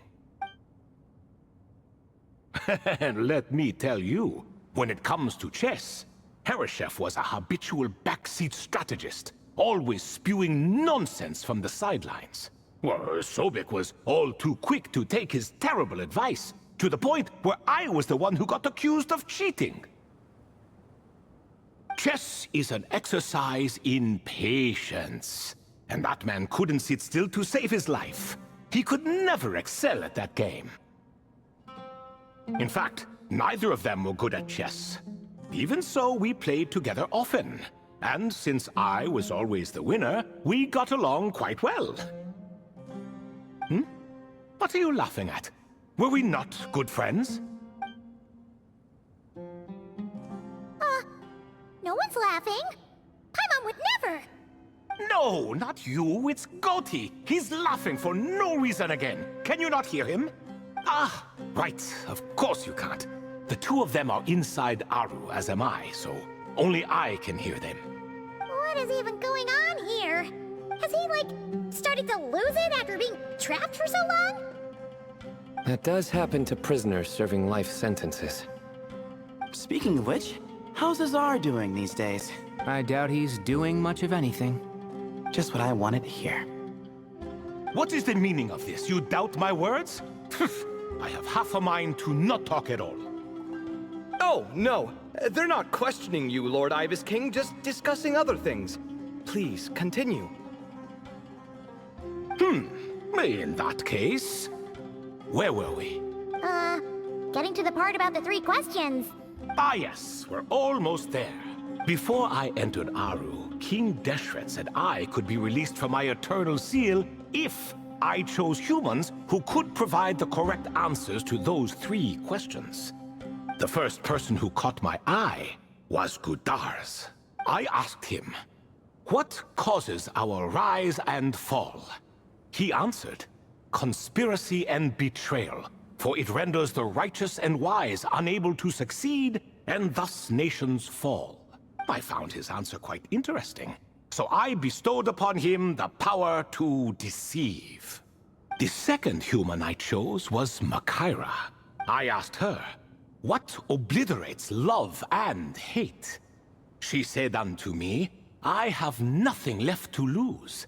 Vengeance alone can quench both love and hate. I found this to be another fascinating response. So I granted her the power to be loved. But both of them ended up... Now then, young one, riddle me this. Did their answers point to this fate? Or was it the power I bestowed upon them that determined their end? I'm just an observer who doesn't understand their circumstances, so I can't answer. A clever reply. I do not wish to comment either. It is all in the past at this point. My only wish was for their answers to be acknowledged by King Deshret's rules, and bring me one step closer to freedom. As for the final person, her fate remains to be seen, so I will not reveal her name. I asked her, what determines truth and falsehood? And found her answer quite compelling, so I bestowed upon her a gift to match. As you can see, however, I have not been freed, so it's clear the answer she gave at that time was wrong. But alas, 3 people were chosen and 3 questions were asked. So now all I can do is wait. Wait until her wisdom is in line with the rules set forth by my king. Until she has found the true answer to that question. No wonder there was no third stone slab then. Or perhaps you're just not ready to include her in the story. Though, that might be a generous interpretation. Well, it's not merely because her story remains unfinished. As the remaining priests of this place left, or passed on, there were none left to record the events that followed. Besides, stone slabs are few and far between in the Great Red Sands. In the sprawling desert, very few things or people even manage to leave a trace. But sometimes I can't help but wonder, if that young man from several centuries ago had been willing to answer my question, would I have left Aru by now? Wait, so there was someone else? Of course, it has been thousands of years after all. All sorts of people have stumbled upon this place, but I only chose the special ones. That young man had such a singular intelligence, though his companion, by contrast, was rather average. The author of those notes we found? The student named Zandik? Ah, yes, I think that was his name. In truth, I was unsure whether I should grant him my 3rd remaining gift. He was, of course, exceedingly clever, but he was also mistrustful and narcissistic in equal measure, and there did not seem to be a line he was unwilling to cross. Too much power could be dangerous in the hands of someone like him, so I found myself rather relieved when he declined my gift. Oh, he turned you down? Did he give a reason? Yes. He said he didn't need it. I still remember the look in his eyes.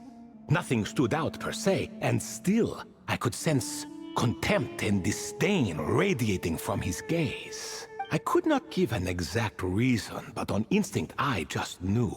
It would not end well to get close to a man like that. So, I tricked him.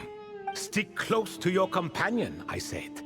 Only the descendants of Tuletula can come and go as they please. Leave him behind, and there is no escape for you. So, does that mean his companion wasn't a descendant of Tuletula? Oh no, that part was true. The lie was in the other half. Anyone can enter or exit this place. There are no restrictions. I saw that his companion was exhausted and was concerned Zandik might leave him behind, or worse, that some other accident might befall him. So I made up an excuse to prevent Zandik from going a step too far. Oh, and speaking of, Sandik's companion had the same blue hair and pointed ears as you. Wait, does that mean Layla's also a descendant of Tuletula? Indeed. When Hermanubis founded that city, he took in many who had nowhere else to go. Today, their progeny are scattered to the 4 winds, and indeed are far more numerous than I could have imagined. So the person you protected could have been my ancestor. Yes, yes. You're very welcome for that. Could I ask another question, Lord Ibis King? Of course. I have nothing but time, I'm afraid. Did you also save me and a man named Jur? I did. You two were quite unlucky bumping into a device King Deshret once used to measure human brain power. That contact caused more knowledge than you could handle to flood into your minds. So I replaced that knowledge with simpler, repetitive information. Of course, the side effect being the same thought repeating over and over again in your mind, but that should resolve itself in time.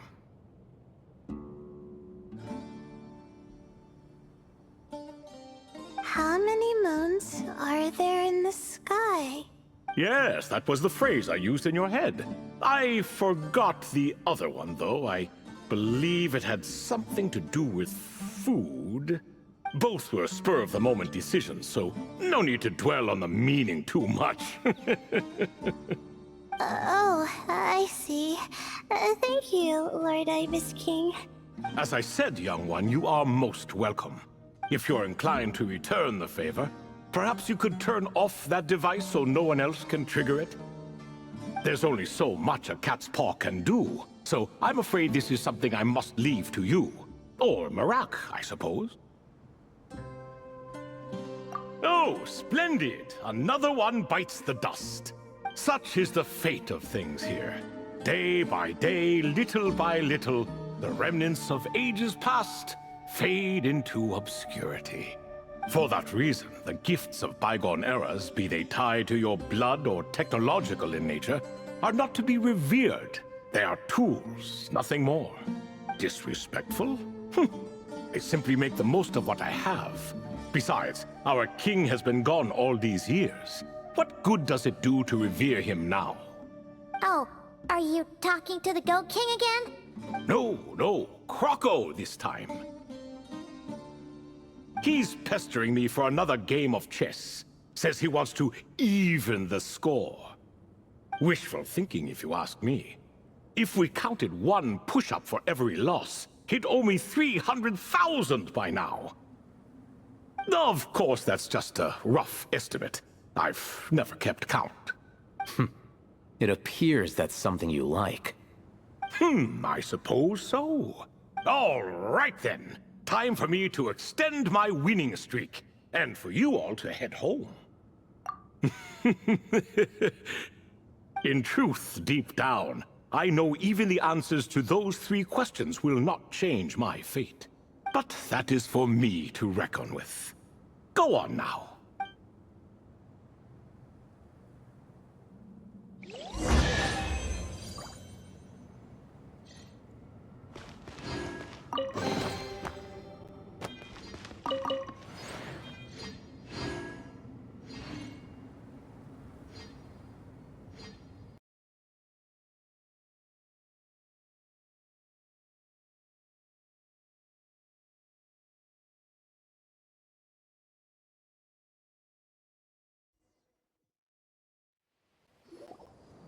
Excuse me? Do you even know what time it is? I've harvested 3 crops of tomatoes while you've been gone. You're exaggerating, Professor. I'm making a point. There's a difference. The sincerest apologies for keeping you waiting, Professor Cyrus. See, that's what I call manners. Now, are any of you hurt? Nope. It went way smoother than we expected, actually. I presume the investigation is complete then. Come, tell me all about it. Oh my, did you look out? If you've read the work from the Vahumana Dashan, you would know that the Ibis King has, well, let's call it a mixed record. Perhaps he softened up a bit in his old age, and that's why he chose to help you.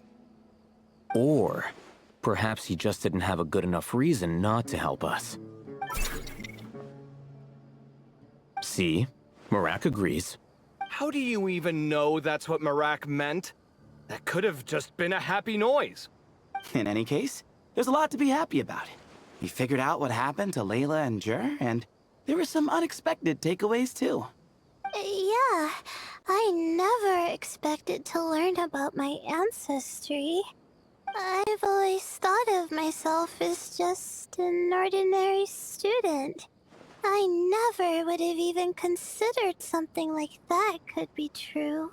Come to think of it, our ancestors might even have been friends at some point. Huh? You're right. Maybe I should take a trip back home to see if I can find any records about that. Oh, I was just throwing that out there. I wouldn't want you to go to the trouble. It's fine. My advisor gave me a break, and I still have a few days left, so... Oh, wait. My study topic. I haven't made any progress at all. No.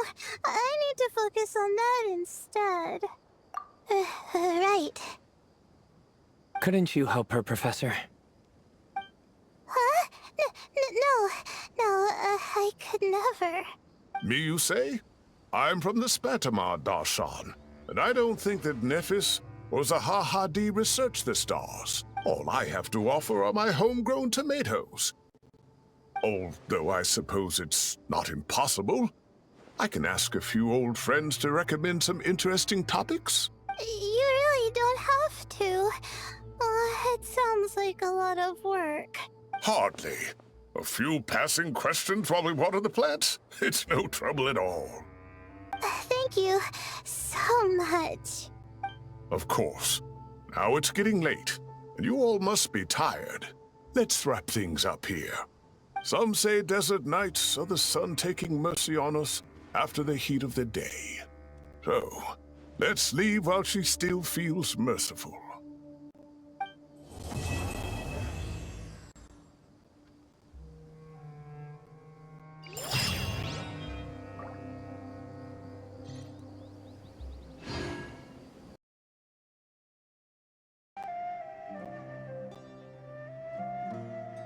Welcome to the home base of the Fieldwise Center!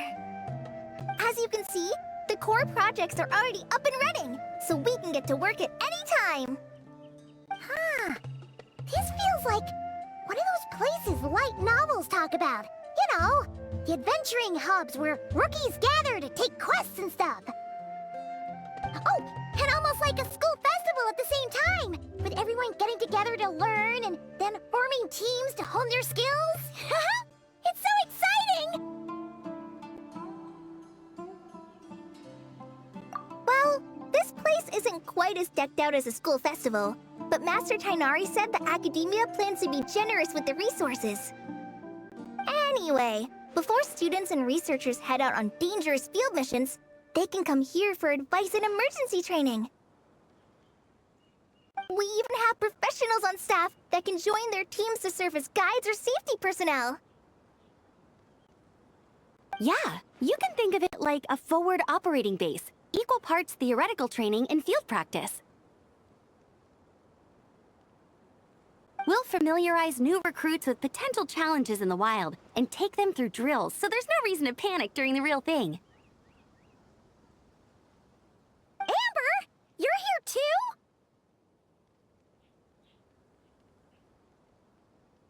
too? Surprised? I know I was. I'm off duty right now, so I was planning to just drop in on Kali for a bit. But I didn't realize how busy she'd be. I'm not the type of person to sit around and watch, so I decided to be her assistant. Sorry, Amber. I didn't mean to put you to work during your time off. Don't worry about it. A little relaxation balanced out with some fulfilling work is a great vacation in my book. Plus, I've learned a whole bunch of stuff too. And I got to see the Traveler in Paimon again. I mean, it just keeps getting better. We should have a giant feast once we're done here. How does that sound? A feast with the first friend we met in Sumero and the first friend we met on our whole journey. Oh, that sounds just about as awesome as a giant plate of sticky honey roast.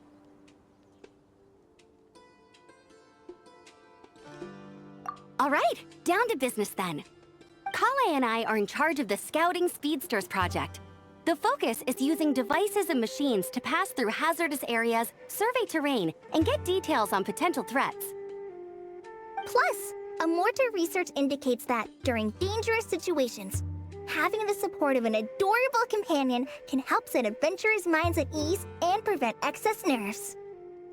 So, we took inspiration from Cullen Anba and Baron Bunny to create 2 scouting devices that are both adorable and useful. Cullen Anbot and Bar Drone Bunny. So far, feedback has been pretty positive. Once we've collected enough data, the Academia will continue to refine the scouting buddies and release even more designs. A bunch of Kulanambas and Baron Bunnies running around the wilderness? What is that gonna look like? Plus, with you to guide our 2 little scouts, we'll be able to obtain some great data. Once you have a more complete understanding of the Fieldwise Center, you should come test them out. Now come with me. I'll introduce you to the other consultants. Oh yeah, the lady with the greenish-blue hair also has a super adorable device over there. But it does something completely different than our scouting buddies. I'm looking forward to seeing it in action. Oh, hey! Another familiar face! Come on, let's go say hi!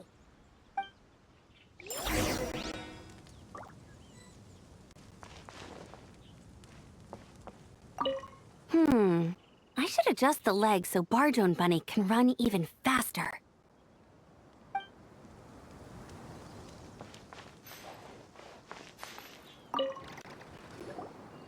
It's really that popular.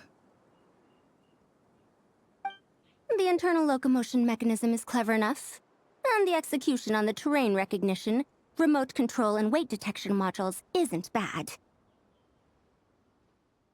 But the appearance... it might as well be a doll for a child. No, this won't do. Madam Farzan, great news! The Traveler and Paimon agreed to join! The Fieldwise Center just leveled up big time, huh? Hello, Madam Farzan! We're here to help! Well, look who the cat dragged in. Excellent job, Kale. Snagging 2 top experts with undeniable adventuring expertise. Now the League won't be able to say a word, no matter what kind of feedback I give. Now tell me, what do you think of this puzzle, pal? Whoa! It looks just like you! It's a collaboration between my juniors in the Haravatat Darshan, the Puzzlers League, and the Synopsium on ruin mechanisms. Clearly, the technological aspect is quite advanced. But the appearance... it couldn't be more childish. You should have seen Anise, defending this design choice with more passion than her thesis.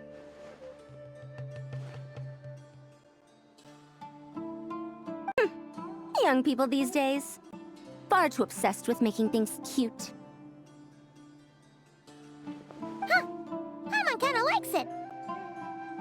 Holly and Amber were just saying how cute companions can help adventurers stay calm. With a doll that looks like you by her side, Paimon thinks she could go adventuring in a super dark ruin and not even get scared! Well, that line of thinking does have merit. And I suppose choosing this particular appearance is a sign of their respect. For me. Still, there are adventurers who place greater emphasis on reliability and technical composition. People like that don't just want their devices to be able to survive an avalanche, but to look the part. And for their appearance to reflect the high-tech composition. The fluffiness of this puzzle pal, on the other hand, doesn't give the impression it would be a reliable or formidable device. The appearance may even be distracting. Now picture this. A thick metal casing, square in shape, with a matte finish and openings to showcase the complex technical composition. That would have much more visual impact. I'm the perfect example of this. I have a youthful appearance, and so people question me on occasion. If I had a head of white hair instead, things would be different. Really? Then, do you want Paimon to talk to them? She has white hair. What? No! That's not the same thing. I didn't realize you had such strict views about this, Madame Farzan. Huh? So, even you prefer this version? Well, if that's what you really think, then fine. You'll have to come back and test it out on some puzzles, Traveler. I'll rate your effectiveness in using the device and come up with a user manual based on your performance. As for improvements to its appearance, long-term observation is required, so I'll put that aside for now.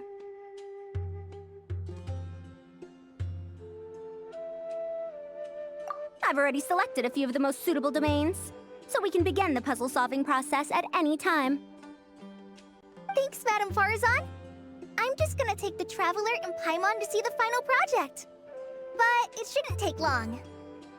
Don't worry, Kale. You're the one in charge here. Just make sure to pace yourself. Once things calm down, come over to see me and we'll have a nice chat. I'll even treat you to some snacks from back in my day. Snacks! Paimon's in! Paimon's in! Thank you, Madame Farzan. I'll bring a few boxes of floral tea as well. Go on now. Do me proud.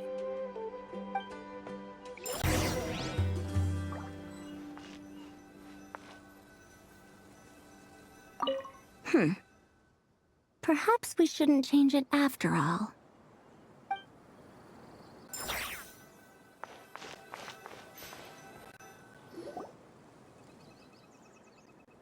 This last one is a long-term project we're calling the Security Division. Thanks to General Mahamatra Sino, we've been able to bring Dia on as the instructor and Candace as the coordinator. They're putting together a combat test right now, but they should be back soon. Hey, looking for us? Guess we showed up right on cue then. Wait, the Traveler and Paimon are joining as well? That makes things a whole lot easier. Sorry for keeping you waiting, everyone.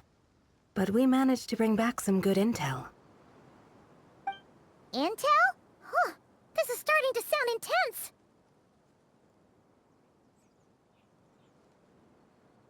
Of course. What better way to protect the students than to sweep through the desert and rid it of all potential dangers? Not a bad plan, right? You in? Not the best time for jokes, Dia. Besides, when it comes to striking down danger, the Traveler is a woman on a mission. She might take you up on that offer. Defeating anything that might pose a threat? Oh, even if the Traveler worked non-stop, that could still take years. We'd have to stop traveling. Oh, Paimon doesn't even want to think about that. Time would be the least of our problems. Some dangers aren't invisible to the naked eye, like the scorpions burrowed underground or the terrifying raptors sleeping in the trees. You can't get rid of them until they jump out to attack you. For situations like these, we'd have to combine Madame Farazan's recommendations with Amber's approach to scouting, calculating our chances of encountering enemies and our expected operation times. Whoa, whoa, whoa, pencils down, everyone. That was just a joke. The Security Division's goal is a lot simpler, actually. We're just here to ensure that fieldwork teams include trained combat personnel.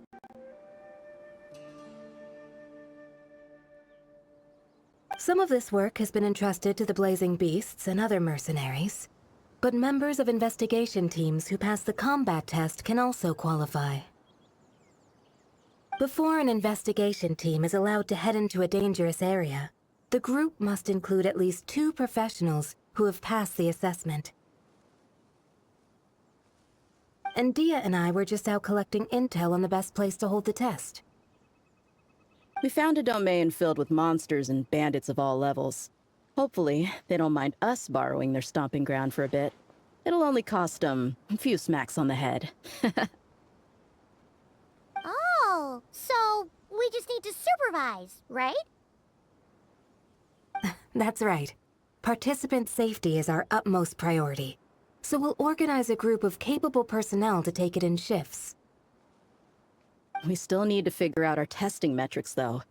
Fighting is different from an actual exam, and there's no one right answer.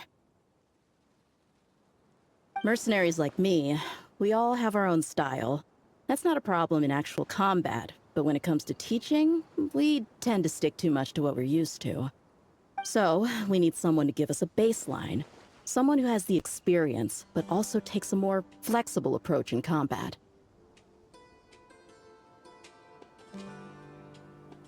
Yeah, based on what you just described, the Traveler seems like the perfect person for the job.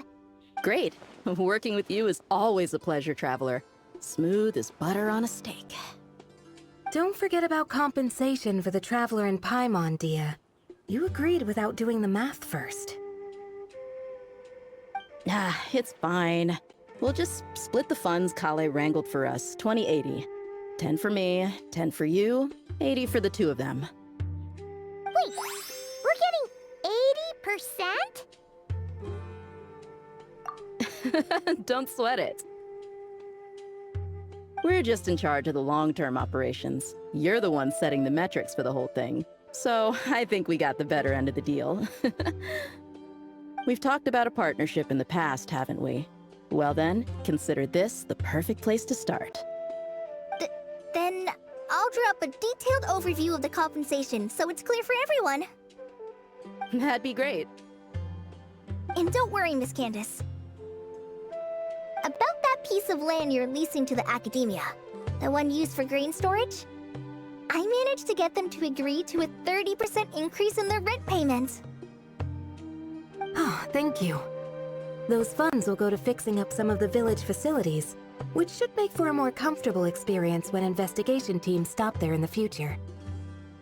All right, we should finish up our arrangements for the combat test. Stop by our station when you're ready, Traveler. See you soon. Oh, you sure are the beating heart of this operation, Kale. He brought the whole gang together. Oh, no. I'm just doing what I can. I still have so much to learn, so much work to coordinate. But for now, let's just give it our all. You bet! We'll make the Fieldwise Center the best it can be!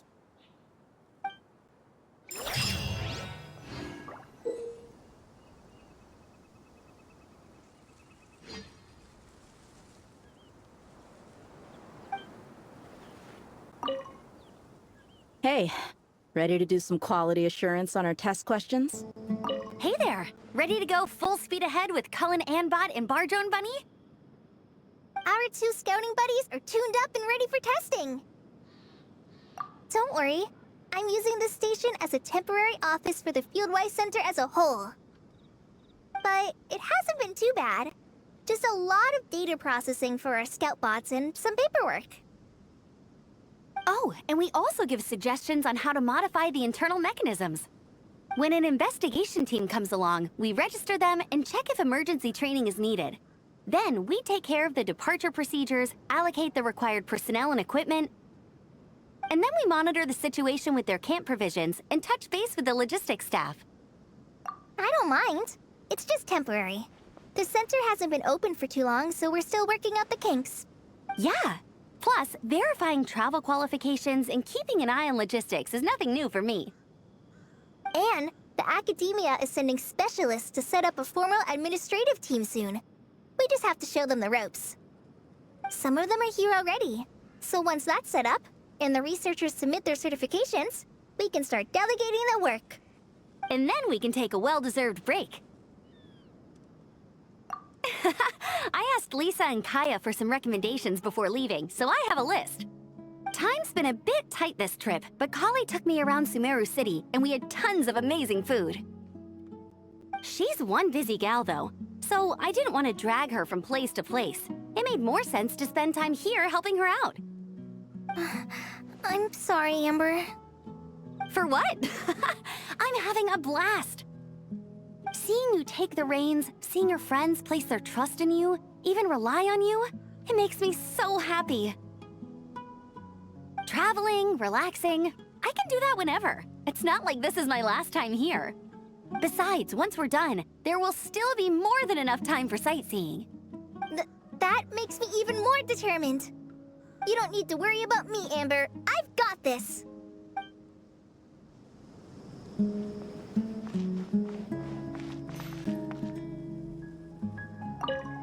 Oh, you're back. Ready to delve into the art of solving mechanical puzzles? Or did you want to have a chat? As you wish. When it's you doing the asking, I'm an open book.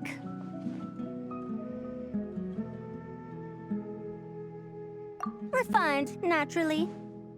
Not that I have anything against cuteness. A plush little thing with big eyes and a round face. I could see the appeal as much as anyone. But at my age, playing with such objects like a child is somewhat undignified. Now, some of the newer stuff on the market is just exquisite. Made with the finest material, sculpted in elegant lines with features that glitter like gemstones. The element of cuteness is there, but it also doubles as a piece of art. Wait a second. I thought your questions were going to be academic in nature. What is the meaning of this? Ahem. Fine. I'll let it go this once. But that excuse won't work a second time.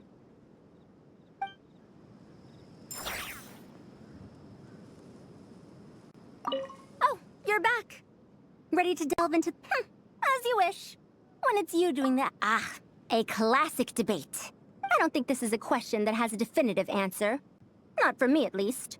It depends entirely on the scenario. Simply put, if the task requires repetitive mechanical work that dilutes the value of human mental labor, then automated devices are superior. But where identification, analysis, and decision-making are critical, manual control is always safer. Human thought is complex. Even if we were to simulate a 6-year-old's mind, the demands in terms of component design, system weight, and energy cost would be immense. As I see it, conventional hardware capable of simulating adult-level cognition is impossible to integrate into a compact device. For the foreseeable future, anyway. Well, I've told you before, if you find these topics interesting, you should come to my classes. Cyrus's student, Lisa Mincy, is known as a once-in-a-generation genius.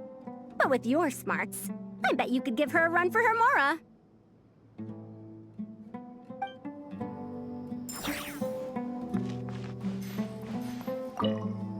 Hey, ready to do some quality assurance on our test questions? Sure. Feels like it's been ages since we last saw each other. If we'd known you were coming, we would have prepared a whole welcome feast. All new recipes and everything. It's a funny story, actually. The last time I was in Fontaine, I brought a few cookbooks and some spices back with me. Then, I gave them to Candace, and she went into full chef mode, coming up with all sorts of new things. Like Romaritime flour meat jerky mixed rice. At first glance, it looks no different than the usual Aru mixed rice. But then, it hits your tongue and you get that delicious meat, the hearty rice, and this super refreshing aftertaste, all without being greasy. It's a great way to refuel, and it's not too dry. Honestly, perfect for camping out in the desert. I'm not against improving traditional cuisine. Within the bounds of reason, of course. After all, every ingredient is precious out in the desert. Nothing must go to waste. Why didn't you accept that outfit from me then? Fabrics are a valuable resource too. I mean, I know I'm pretty casual and not the most fashionable, I guess. But I had someone help me pick it out. I'm sure nothing was wrong with the fit. In the end, it went to the girl in our Merc band who does the accounting. She seemed to appreciate it at least. I did appreciate it, Dia. It was extremely thoughtful. But as the guardian of Aru Village, my goal is to blend in, not stand out. Besides, fine clothes should go to people who have an occasion to wear them. If your accountant is to represent the blazing beasts in business settings, she should have something to wear. That's why I recommended the clothes go to her. Oh, why didn't you say so earlier? I thought you just didn't like what I picked out. Well, seeing as the blazing beasts will be holing up in Aru Village for the foreseeable future, If you still want to offer something as thanks, you could bring us some bolts of cloth. I'm somewhat familiar with tailoring, and I could use them to fashion sand and dust-resistant cloaks for everyone. The fabric doesn't need to be expensive, just resistant to wear and tear. I trust your judgment on that.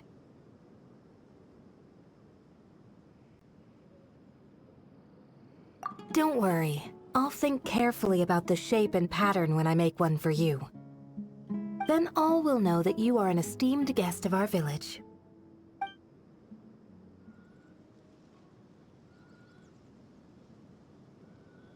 Oh, man, I'm getting kind of excited.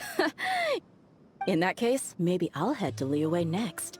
I've heard you can get some really nice fabric there without breaking the bank. Oh, and they've got a huge selection of silks as well, if that's what we're going for. But they've also got security in spades, so no merc work for us. We'll just be tourists, polite, well-behaved travelers. Once we're done here, I'll make a plan with the rest of the beasts.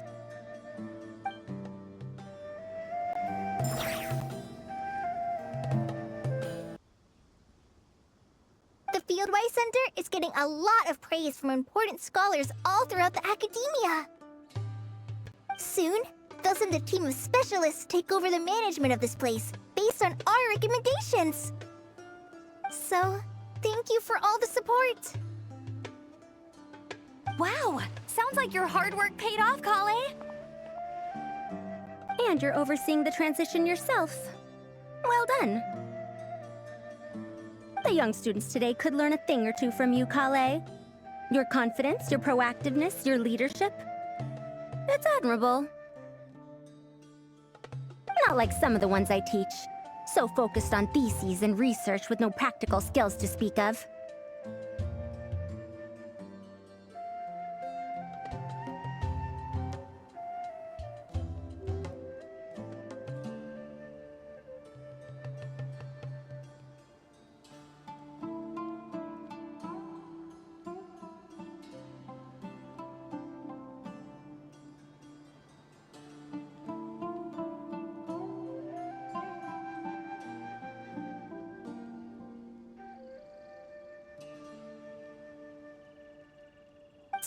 To be honest, I don't feel all that confident. Being the go-between for all the different Darshans, coordinating everything, I still can't quite believe I managed it. Oh, but the Traveler and Paimon played a huge role in that too. I can't thank you both enough. Yeah, we're used to this kind of work. So for us, this was more like a super special camping trip with friends. You know, a few puzzles here, a little exercise there. It was super fun. Pretty much a piece of cake. Oh, man. Now Paimon's hungry. Hey, now that we're all done, why don't we go get some food to celebrate? Candace and I are 2 steps ahead of you. This way, everyone.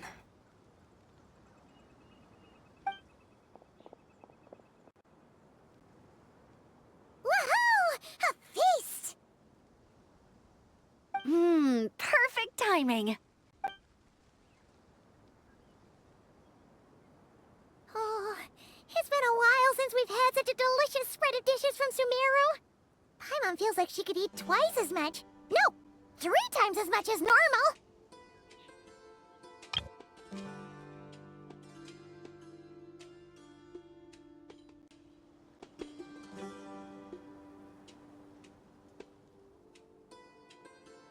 Huh, is that a challenge? Careful what you wish for. We have your wallet to think about. It's been a while since I've had food from the desert region. It's nothing like I remember. Now this is the real deal. Everything I've tried before pales in comparison. That means a lot, Madame Farazan. If all the researchers who came to our village were so polite, we would have an occasion to offer feasts like this more often. By the way, you planning on doing any sightseeing, Miss Amber? You came all this way after all. Oh, for sure. I hear that there's a forest full of gigantic trees northwest of Port Ormos, with trunks bigger than the entire width of the Good Hunter restaurant. I'd love to see it for myself. Oh, and I bet I could climb up and then glide down from the treetops. That sounds so fun! In that case, I'll give you some snacks to take with you. Like a dense cake or some dumplings. The wind's strong up there, so you don't want anything too crumbly. Oh, and you'll need a thicker water skin, so it doesn't break if it drops. Oh, dumplings sound great. So soft and chewy. Great thinking, Kale. As for the desert, I'd love to check out some of the ruins, like that giant one shaped like an hourglass. I'll just observe from a distance, though.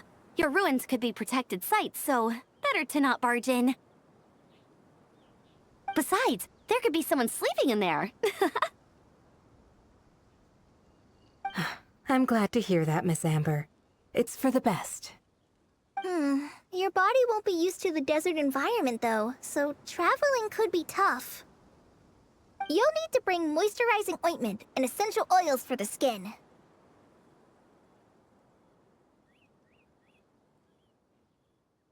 Honestly, though, helping set up the Fieldwise Center was the real highlight of this trip.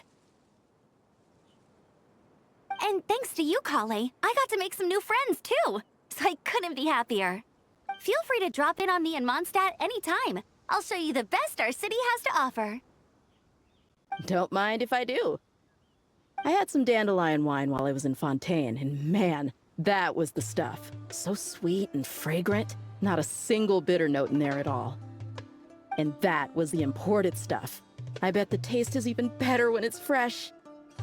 I'm looking forward to downing a couple of barrels already.